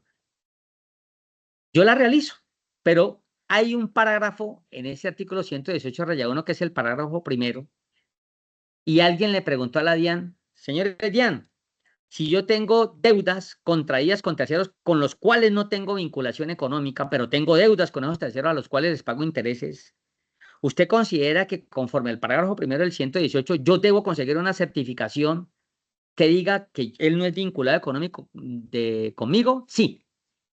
Y si no tengo la certificación con corte a diciembre 31 o con ocasión a presentar la declaración de renta, yo tengo que incluir ese tercero así no sea vinculado en el cálculo de la subcapitalización. Y la DIAN contestó, sí. Entonces miren la importancia de conseguir esas certificaciones de parte del no vinculado económicamente, con el cual tenemos deudas y pagamos intereses, para que la DIAN no la compute como parte integral de la determinación del 118-1. Mire la importancia, y eso ahí están incluidos los bancos. Por eso la importancia de hacer ese ejercicio, porque de no hacerlo, el funcionario le recaracteriza esta cuantificación. Y créame que al momento de comparar contra 2 veces el patrimonio líquido del año inmediatamente anterior, podríamos tener una diferencia no deducible. Entonces, el mensaje es ese, la consecución de la certificación de no vinculación con el tercero con el cual tenemos deuda y a quien le pagamos intereses que no superan la tasa de usura. Es básicamente el mensaje en esta diapositiva. En esta básicamente es que la deducción de aportes parafiscales, vuelvo e insisto, tengan conciliados los aportes parafiscales, la consolidación de las prestaciones sociales. Si tienen que liquidar un trabajador y lo tienen que indemnizar, pues la indemnización puede ser deducible o no. Depende de las circunstancias de cada empresario. Si usted demuestra de que con ocasión a la liquidación de ese trabajador produjo una mayor rentabilidad y productividad de la compañía, podríamos estar pensando en una posible deducibilidad. De lo contrario, no. Entonces, aquí es un tema que la invitación puede ser hacer contratos de transacción. Eso se lo dejo de libre albedrío a ustedes con los colaboradores, ni más faltaba, para que como ese contrato de transacción se puede tipificar como cosa juzgada, entonces no habría inconvenientes de un posible cuestionamiento jurídico posteriormente. Entonces, considero que puede ser una de las salidas que evitaría hacer indemnizaciones o bonificaciones por retiro voluntario para que lo tengan en cuenta. Y también dispone el concepto 770 que son deducibles esos pagos salariales por litigios laborales en el momento del pago. O sea, los litigios laborales al final del día terminan siendo deducibles al momento del pago si se cumplen los requisitos legales vigentes. No se olviden practicar la retención en la fuente a los ingresos laborales que son objeto de ello, pagar la seguridad social correctamente, ¿sí? Establecer cuáles son los pagos no constitutivos de salario conforme a la limitante de la ley 1393 del 2010 para efectos de la seguridad social. Y tengan en cuenta eso, reportarlo de una manera ortodoxa y correcta en la nómina electrónica. Entonces aquí traje simplemente un ejemplo para efectos de deducciones en donde una empresa tiene un valor contable en la nómina, en la cuenta 5105-5102, que establece que tiene un auxilio extralegal sin retención en la fuente, se detectó. ¿Qué pasa por no haber practicado la retención en la fuente de ese auxilio extralegal? No es deducible. Y incurrió en dejar de pagar seguridad social y parafiscales de aquellos trabajadores que tengan un devengo superior a 10 salarios mínimos. Se le hizo el cálculo, se pasaron a veces las compañías, no tienen en cuenta eso, creen que el 114-1 es de aplicabilidad general, no, sí, es de aplicación en la medida que usted sea contribuyente, pero venga, hay una limitante que aquellos trabajadores que tengan un ingreso superior a 10 salarios mínimos legales mensuales vigentes, se tienen que calcular la seguridad social a esas personas. Y suele suceder que algunas empresas parametrizan el sistema de la nómina, lo dejan abierto para que aplique la exclusión a todos los trabajadores y no tienen en cuenta a aquellos que superaron ese tope y eso haría que hubiese un gasto no deducible. Y esta empresa tiene también aprovechamiento de esas deducciones que tienen un componente adicional, como son contratar personal discapacitado, que con base en la ley 361 del 97 te permite un 200% de deducibilidad y también una aplicación de la deducción por contratar menores de 28 años, que te permite una deducción conforme al 108 raya 5 del 120% de deducibilidad.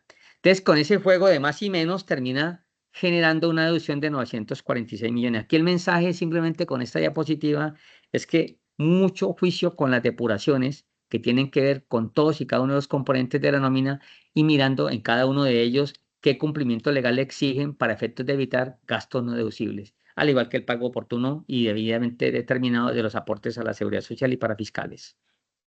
Y este es el concepto que les hablaba de la retención en la fuente.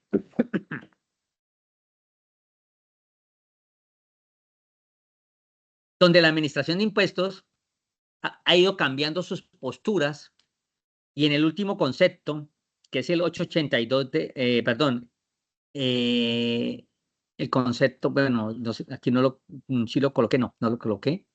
Ah, sí, lo coloqué acá, 106 de enero 23 del 2024, perdón, eh, dispuso que en su entendimiento, una vez desarrolló unos considerandos, que todos los costos y gastos sujetos a retención en la fuente por parte de un agente retenedor deben de practicársele este mecanismo para efectos de la deducibilidad de costos y gastos. Entonces, deja esa brecha, deja abierto ese espacio en donde mucho cuidado con todos los costos y gastos que uno solamente tiene en el radar, que son lo que manifesté, salarios, pagos al exterior o a paraísos fiscales, y la administración lo está haciendo extensivo a todos y cada uno de los pagos o abonos sujetos a retención en la fuente. Y miren que cuando se proyectó la reforma tributaria que se cayó en el 2024, había un artículo que pretendía modificar el 107. Y ese artículo rezaba lo siguiente, comillas, solo será deducible o posible deducir costos y gastos si se ha efectuado, declarado y pagado la retención en la fuente respectiva dentro de los plazos establecidos. ¿Qué significa eso? Que la administración tiene pensado, o el Ejecutivo cuando radica al Legislativo los proyectos de ley, tiene presupuestado meter este artículo para obligar a que todos los hechos económicos sujetos a rete fuente se practiquen para poder habilitar el costo-gasto. Entonces, hay una intención desde el proyecto de ley que se cayó, desde este concepto para que lo tengamos en cuenta. Entonces, la invitación es, por favor, muy juiciosos con la retención en la fuente de los costos y gastos que están contemplados en su contabilidad y en la parte tributaria. Hablemos un poquito de tasa mínima de tributación rápidamente. En la tasa mínima de tributación encontramos que le aplica únicamente a personas jurídicas contribuyentes del impuesto de renta y a usuarios que están ubicados o domiciliados en zonas francas y no le aplica a esas personas jurídicas extranjeras que no tienen residencia en el país o a aquellas empresas que tienen una tasa preferencial como el 0% SECSE o SOMAT o contribuyentes de régimen tributario especial o empresas industriales o comerciales del Estado o empresas hoteleras o editoriales y a contratos de concesión o asociaciones público-privadas. Tampoco le aplica a aquellos que tienen una utilidad depurada menor a cero, si usted es igual o menor a cero, incluyendo la consolidada, porque pues, si es consolidada porque es un grupo empresarial, pues no se olviden que tienen que determinar la tasa mínima de tributación por cada uno de los terceros y establecer un procedimiento para su consolidación, como le establece el artículo 240 del Estatuto Tributario. Así las cosas, la tasa mínima de tributación tiene una depuración debidamente definida en ese artículo, que es el 240, el parágrafo 7 del 240 del Estatuto, en donde el impuesto neto de renta nace de la depuración del impuesto como tal. Se le adicionan los descuentos tributarios. Yo he visto que todo lo asocian al descuento tributario por impuestos pagados en el exterior. La norma habla de descuentos tributarios directos, entonces es bueno que se analice ese tema. Si es del 254, solo aplicaríamos el 254 nomás. Y el impuesto de rentas pasivas por empresas que tienen control, empresas del exterior, que usted tiene un arriendo que le llega ya desde el exterior, son rentas pasivas, usted calcula ese impuesto por las rentas pasivas, que es equivalente al 35%. Y con eso determina el impuesto depurado y a renglón seguido encuentra la utilidad contable depurada que nace de la utilidad contable antes de impuestos NIF y le suma y le resta cada uno de los componentes que están observando en la diapositiva. Aquí llama la atención esas diferencias permanentes que aumenta la renta líquida, que hay que cuidar mucho de ella. Evitar gastos no deducibles que terminan siendo diferencias permanentes que afectan la determinación de la utilidad depurada y al estar en la parte inferior de la determinación matemática, pues obviamente te va a producir una menor base y te va a obligar a adicionar impuestos. Así las cosas, pues colocamos un primer ejemplo con gastos no deducibles. ¿Qué pasa cuando una compañía tiene gastos no deducibles? Casi que inevitable, un 4 por mil, el 50% no deducible. Entonces, una compañía siempre va a tener gastos no deducibles, en mi opinión, en su gran mayoría, unas menos, otras más, pero va a tener gastos no deducibles. Y pues obviamente ese gasto no deducible afecta la determinación de la renta líquida porque la aumenta y por ende el impuesto se incrementa, que ese es el que se reconoce contablemente. Como pueden observar, la tasa efectiva de tributación se aumenta de una manera ostensible, producto del desconocimiento de costos o gastos. Aquí entonces el mensaje para las empresas es eviten gastos no deducibles, porque le aumenta la tasa efectiva de tributación. No la tasa mínima de tributación, la tasa efectiva de tributación se le aumenta. ¿Y qué decir con la tasa mínima? Ah, bueno, también la afecta, porque como pueden observar en el ejercicio, aumenta la base para la utilidad depurada y por ende, pues obviamente te produce una menor tasa mínima de tributación. Para efectos del ejercicio, pues se compensó porque tenemos pérdidas fiscales. Las pérdidas fiscales terminan neutralizando en cierta medida la utilización de esas diferencias permanentes que aumentan la renta líquida para efectos de este ejercicio, por ende no hubo la necesidad de determinar impuesto adicionado, que nace básicamente de coger la utilidad depurada por el 15%, restándole el impuesto depurado. Ya a nivel de los dividendos y grabados y no grabados, pues partimos de la renta líquida, que en este caso son 200 millones de pesos, le restamos el impuesto básico de renta, y eso nos produce a nosotros 130, que es la utilidad máxima distribuida en calidad no grabada. ¿Qué significa eso? Que pues tenemos una utilidad no grabada de 130 y tenemos una pérdida contable unit de 30, o sea que solamente podríamos utilizar 30 y los otros 100 pueden ser aplicados en los próximos, es lo que llaman carry forward o carry back, o 5 periodos posteriores o 2 periodos anteriores. Cuando yo comparo la utilidad contable, ¿sí? Que en este caso es la que me determina a mí cuánto me va a dar a mí el dividendo, después de haberlo depurado con la renta líquida, y observo que no lo puedo aplicar en su totalidad, pues guardo para los siguientes periodos. Eso significa que para el siguiente periodo tengo 100 millones de pesos que los puedo utilizar en calidad de ingreso no constitutivo de renta ni ganancia ocasional. En este ejemplo, hay una empresa que tiene pérdida contable y esa pérdida contable, pues obviamente le produce un impuesto determinado por el desconocimiento de costos y gastos no deducibles. Entonces es una mezcla de una empresa que tiene pérdida contable con unos costos y gastos no deducibles. ¿Qué se traduce en eso? Pues uno diría, venga, si yo tengo pérdida contable, debería determinar tasa mínima de tributación. Pues la situación es la siguiente. El Consejo Técnico de la Contaduría Pública se le consultó qué se entiende por utilidad contable y pérdida contable. Y el Consejo Técnico de Contaduría Pública terminó en apoyo con la NIT 12, definiendo qué era utilidad contable y qué era pérdida contable. Y digamos que al final del día no le encontró ninguna discrepancia desde el punto de vista de su determinación, porque nacen de una depuración de un ingreso frente a un costo o un gasto. Pero la Administración de Impuestos en un concepto discrepó de lo que estableció el Consejo Técnico y manifestó, qué pena, una cosa es la utilidad contable y otra cosa es la pérdida contable. De tal suerte que si a usted le produce pérdida contable o un estado financiero, nosotros como DIAN consideramos que usted sí debe determinar tasa mínima de tributación. Y eso fue lo que dijo el concepto. Pues ese concepto tuvo demanda de nulidad simple y el Consejo de Estado lo suspendió. ¿Qué significa eso? Que no tiene aplicabilidad. Pero el Consejo de Estado no ha definido qué pasa con la tasa mínima de tributación cuando una empresa tiene pérdida fiscal, pérdida contable, perdón. Entonces, el mensaje aquí para todos los que van a construir su declaración de renta ahora del 2024 en abril y mayo es que piensen si tienen pérdida contable, determinar tasa mínima de tributación, porque la DIAN no ha cambiado su postura. La DIAN sigue pensando que una cosa es utilidad contable y otra cosa es pérdida contable y que si usted tiene pérdida contable, tiene que determinar tasa mínima de tributación. Eso no ha cambiado. La DIAN sigue pensando así. Que le suspendieron el concepto, bueno, no tiene aplicabilidad, está bien, pero ese pensamiento de la DIAN no va a cambiar.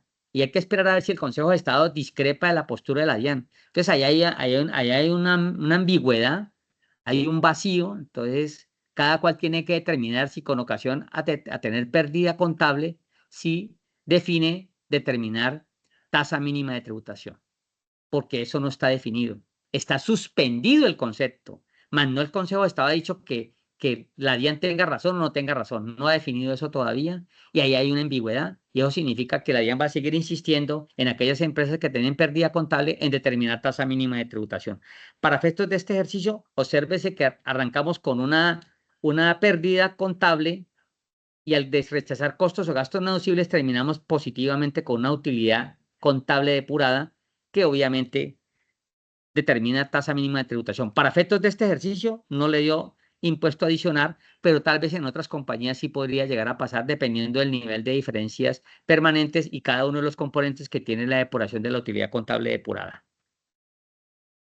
¿Y qué produce esto? Pues obviamente al tener pérdida contable, pues la totalidad de la determinación del dividendo en calidad de no grabado también se posterga, porque tenemos una pérdida contable de 135 y tenemos posibilidad de distribuir 65 en calidad de no grabado. Pues como no tenemos utilidad para distribuir, pues lo guardamos para los siguientes 5 periodos o inclusive me puede volver 2 periodos anteriores. Esta norma del carry back y del carry forward, muy importante que lo tengan ustedes en cuenta, por favor, con ocasión a la determinación de sus dividendos para efectos de los accionistas o partícipes. Este ejercicio básicamente tiene que ver con el reconocimiento de ingresos que son de carácter contable sin efectos tributarios. Como el que vimos de la propiedad de inversión, donde se hizo un ajuste a valor razonable de la propiedad de inversión, donde se incrementó el valor del activo que no se deprecia, y ese mayor valor del activo va con cargo al ERI, al estado de resultados de integrales, produce un ingreso. Y obsérvese que ese ingreso para efectos de este ejercicio me aumenta la utilidad contable de impuestos y por ende la utilidad depurada. Y aunque yo rechace gastos como no deducibles, esos 500 son bastante representativos. Y obsérvese que la tasa efectiva de tributación se ve bastante aminorada, en el 11.6%. ¿Y por qué se ve aminorada? Porque no tuvo reconocimiento tributario el ingreso de 500 millones de pesos. Pero cuando ya nos vamos para la tasa mínima de tributación, esos 500 millones de pesos que me aumentaron la utilidad contable antes de impuestos, aunque le reste los gastos no deducibles, que son diferencias permanentes, me produce una utilidad, aunque tengo gastos no deducibles que sí me aumentan la utilidad depurada, me da 700.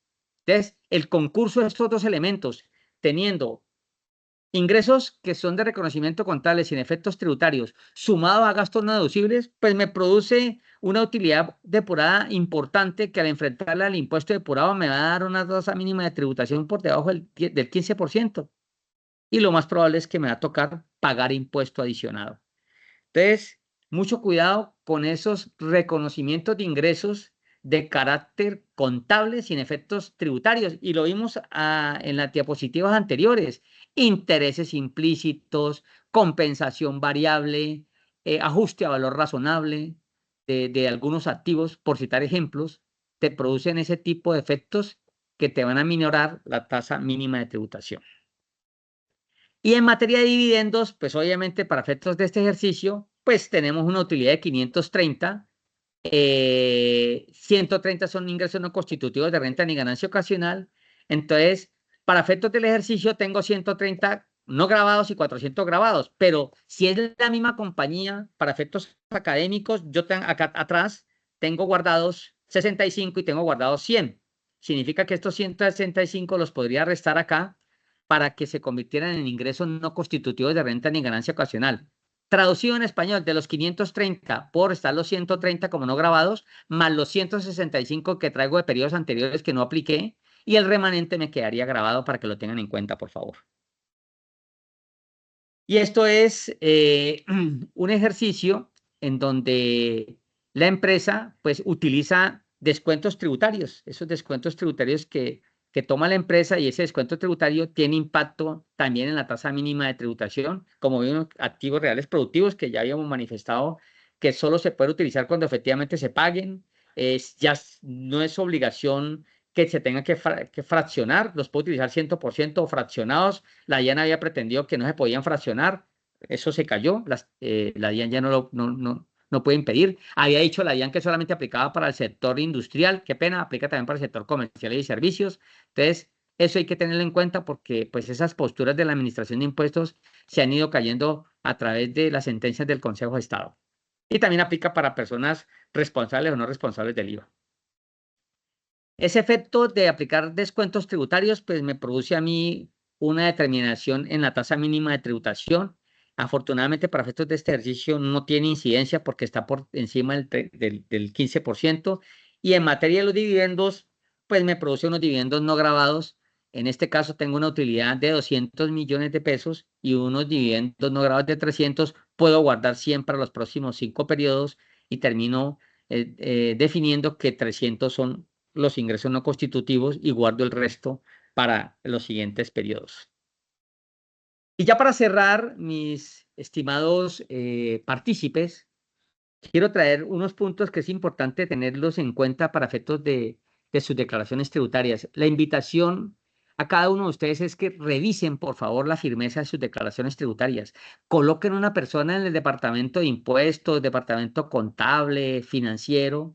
Hágame un análisis exhaustivo de todas mis declaraciones tributarias de industria y comercio, de retención de ICA, de retención de renta y de IVA, de la creación de renta, impuesto al patrimonio, en fin, de todas y cada una de las declaraciones, un cuadrito de control para que establezca si efectivamente ya adquirieron firmeza esas declaraciones y respirar un poquito frente a una potencial auditoría de parte de la administración. Entonces, la firmeza de las declaraciones, conforme al artículo 714 del Estatuto Tributario, en asocio con el 147, 705 raya 1 y 705, es de 3 años. 3 años tengo para que quede firme la declaración desde la fecha del vencimiento para declarar. Cosa distinta con un beneficio de auditoría, que el beneficio de auditoría arranca desde la fecha de presentación de la declaración, que es distinto. Una cosa es la fecha de presentación, otra cosa es la fecha del vencimiento para declarar.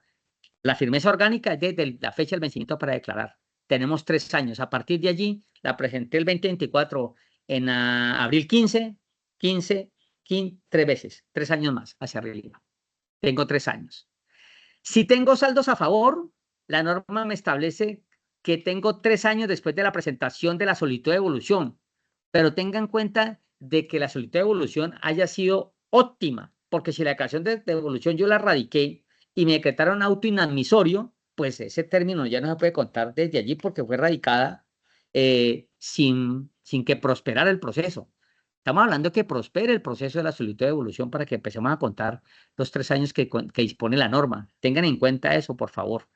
Sí, y obviamente que no se haya notificado requerimiento especial.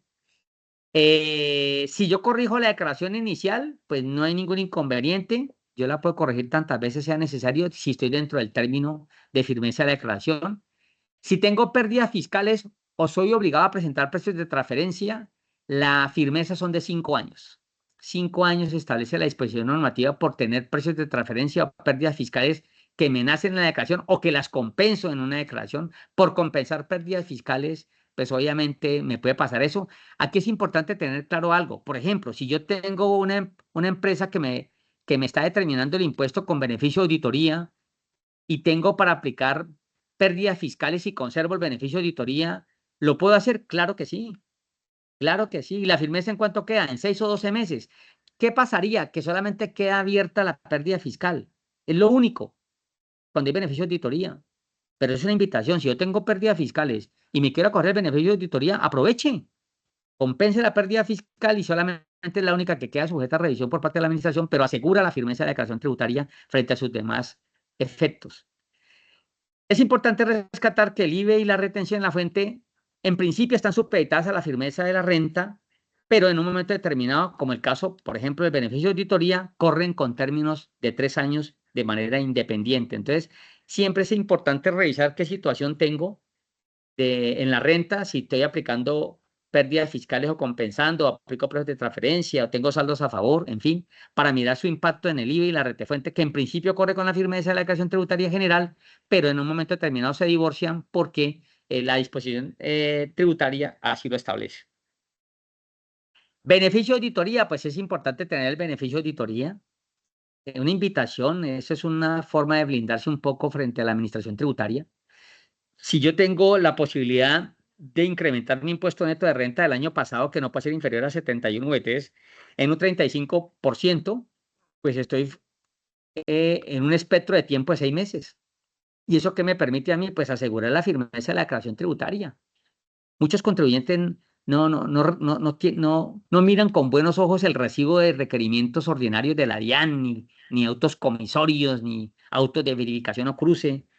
Eso les produce no sé, una incomodidad, a pesar de que la administración hay que atenderla con los brazos abiertos, no hay problema, no estamos ocultando nada. Pero no crea, muchos contribuyentes no les gusta que les estén ocultando su información, a pesar de que tienen todo dentro de la ortodoxia. Si el impuesto neto de renta no crece un 35%, sino un 25%, teniendo en cuenta que el anterior es superior a 71 VTs, pues la firmeza es de 12 meses, para que lo tengan en cuenta. Y reitero, no aplica para el IVA y la retención esa firmeza. Ellas corren de manera independiente, ni tampoco aplica para empresas que tienen beneficios tributarios especiales por ubicación geográfica. Zonas francas y SETSE, SOMAT y demás, no les aplica este tipo de beneficio tributario para que lo tengan en cuenta. ¿Qué pasa con las correcciones que yo haga? Si yo hago correcciones a las declaraciones tributarias y conservo los elementos del beneficio de auditoría, ¿consigo con el beneficio? Claro que sí. Una recomendación aquí. Si yo me quiero coger el beneficio de auditoría, yo puedo corregir la declaración de renta del año anterior para que esa declaración se ajuste a los requerimientos de ley para poderme acoger el beneficio de auditoría el siguiente año. Yo soy del criterio que sí. Entonces, para que lo tengan en cuenta, yo tengo la renta del 2024 que la quiero acoger el beneficio de auditoría, pero de pronto la del 2023 le falta el requisito de que el impuesto se incremente. Yo pensaría que podemos hacer unos ajustes, obviamente dentro de la ortodoxia técnica, contable y tributaria, para que aplique y dé la base para optar por el beneficio de auditoría. Y obviamente un mensaje muy importante, revisen esas retenciones en la fuente. Esas retenciones y autorretenciones que la empresa aplica son materia de revisión porque el tener esas retenciones inexistentes o que no cumplen los requisitos de ley le hace perder automáticamente el beneficio de auditoría. Entonces coloquen una persona del departamento de impuestos, contable, financiero, a que se dedique a conseguir esos certificados de retención en la fuente de una manera juiciosa, uno a uno, que no le falte absolutamente ninguno porque eso es plata y que concilie la autorretención de renta especial con el formulario 350 y sus respectivos pagos que se haya pagado. Que el tercero agente retenedor no pagó, ojo, ya no es problema mío, es de la administración que lo persiga, pero que me entregue mi certificado de retención de renta para que lo tengan en cuenta en estos aspectos de beneficio de auditoría. Y ya para terminar, mis estimados colegas, una invitación a mirar estos aspectos. La DIAN está cruzando información de una manera muy reiterada y es bueno que nosotros también lo hagamos, crucen constantemente el IVA generado que produce la facturación electrónica con el repositorio que tiene la DIAN.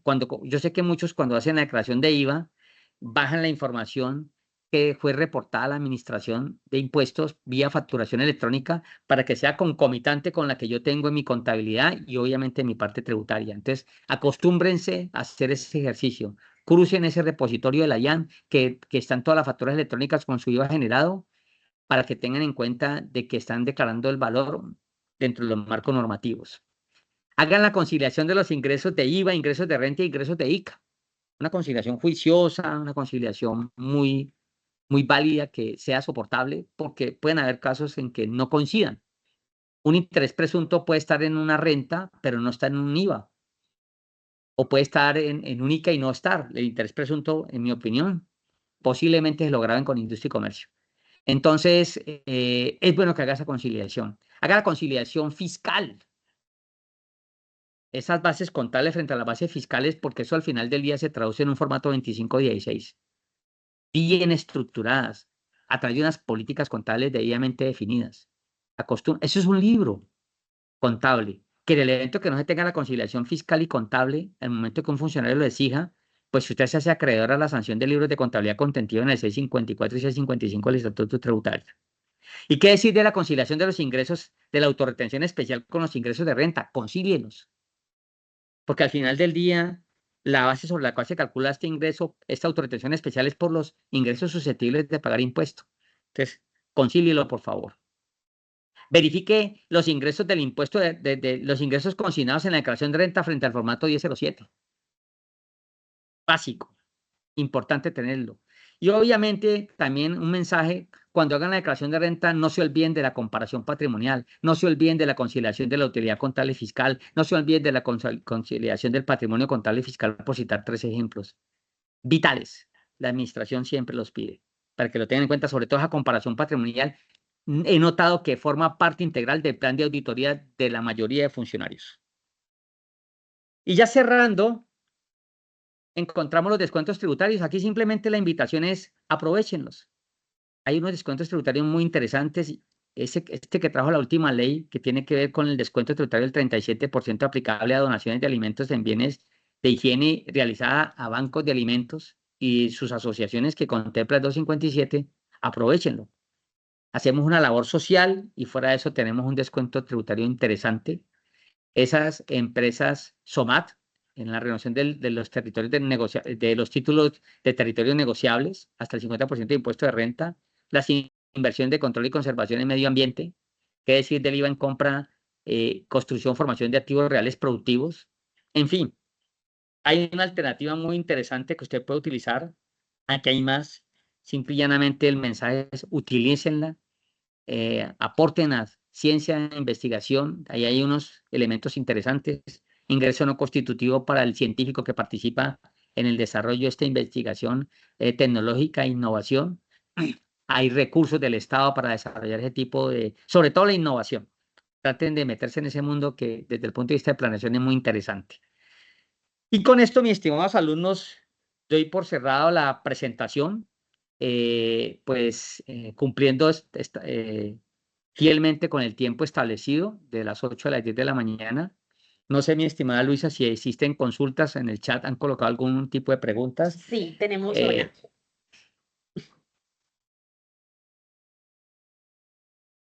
Bueno, muchísimas gracias a todos por acompañarnos. Ustedes pueden enviar sus preguntas en la casilla de preguntas, valga la redundancia, que estaba a uno de los costados de la pantalla, y efectivamente obtuvimos una. Y tiene que ver con algo relacionado con la sociedad simple. La pregunta es así: ¿una sociedad registrada bajo el régimen simple de tributación está obligada a practicar autorretención en IVA? ¿Autorretención en IVA? Perdón. Le damos la otra, la pregunta, retención. La hicieron a las 9:15. Bueno, las personas del régimen simple de tributación, que es un régimen especial, en primera instancia no están obligadas a ser agentes retenedores de renta, ni de ICA, ni calcular autorretención especial. Tampoco están sometidas a retención de renta ni a autorretención.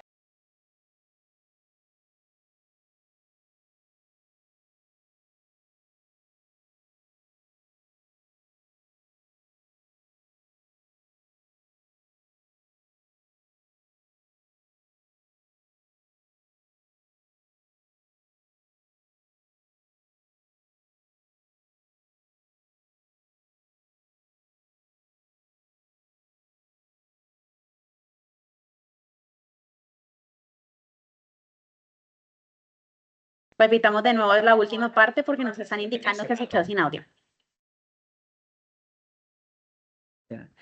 ¿Ya me escuchan?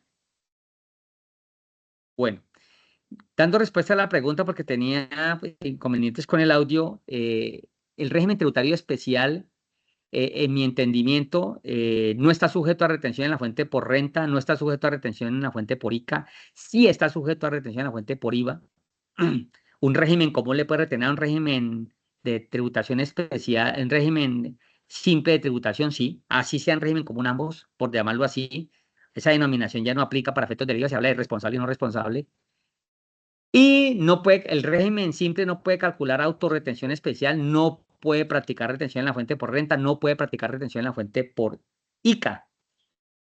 En materia de IVA entendería que podría existir la obligatoriedad, pero en materia de renta y de ICA no, para efectos de darle respuesta a la persona que hizo la consulta. Hagamos una segunda, hagamos tres y damos por terminado. Los pagos al exterior a paraísos fiscales también están sujetos a retención en la fuente, así sea por la compra de bienes, entre comillas, inventarios o de servicios prestados específicamente en el exterior. Básicamente, cuando se tiene operaciones con un tercero domiciliado en el exterior, lo que yo entiendo conforme al artículo 24 y 25 del Estatuto Tributario, uno de ellos habla de ingresos de fuente extranjera. Las importaciones no son sujetas a retención en la fuente porque son ingresos de fuente extranjera, sino que sucede que esto es un caso atípico, esto es un caso especial, porque son entidades que están domiciliadas en paraísos fiscales. Entonces, la norma aquí hace una excepción especial en donde dice cualquier tipo de operación que tenga usted con paraísos fiscales, en mi opinión, debe ser sujeta a retención en la fuente. Última pregunta. ¿Se puede obtener un descuento si se contrata menores de 28 años de tiempo parcial? Yo entiendo que tiene que ser de tiempo completo, pues me tocaría validarlo con mucho gusto, pero la idea es que como es el primer empleo, su primer, deberíamos analizarlo, pero la idea es que sea una vinculación de tiempo completo para que la empresa tenga la posibilidad de tomarse el mayor valor de deducción que establece el artículo 108-5 del Estatuto Tributario. Pero sería materia de analizar, si le parece, yo lo analizo con la disposición normativa pertinente y le doy la respuesta de una manera más concreta.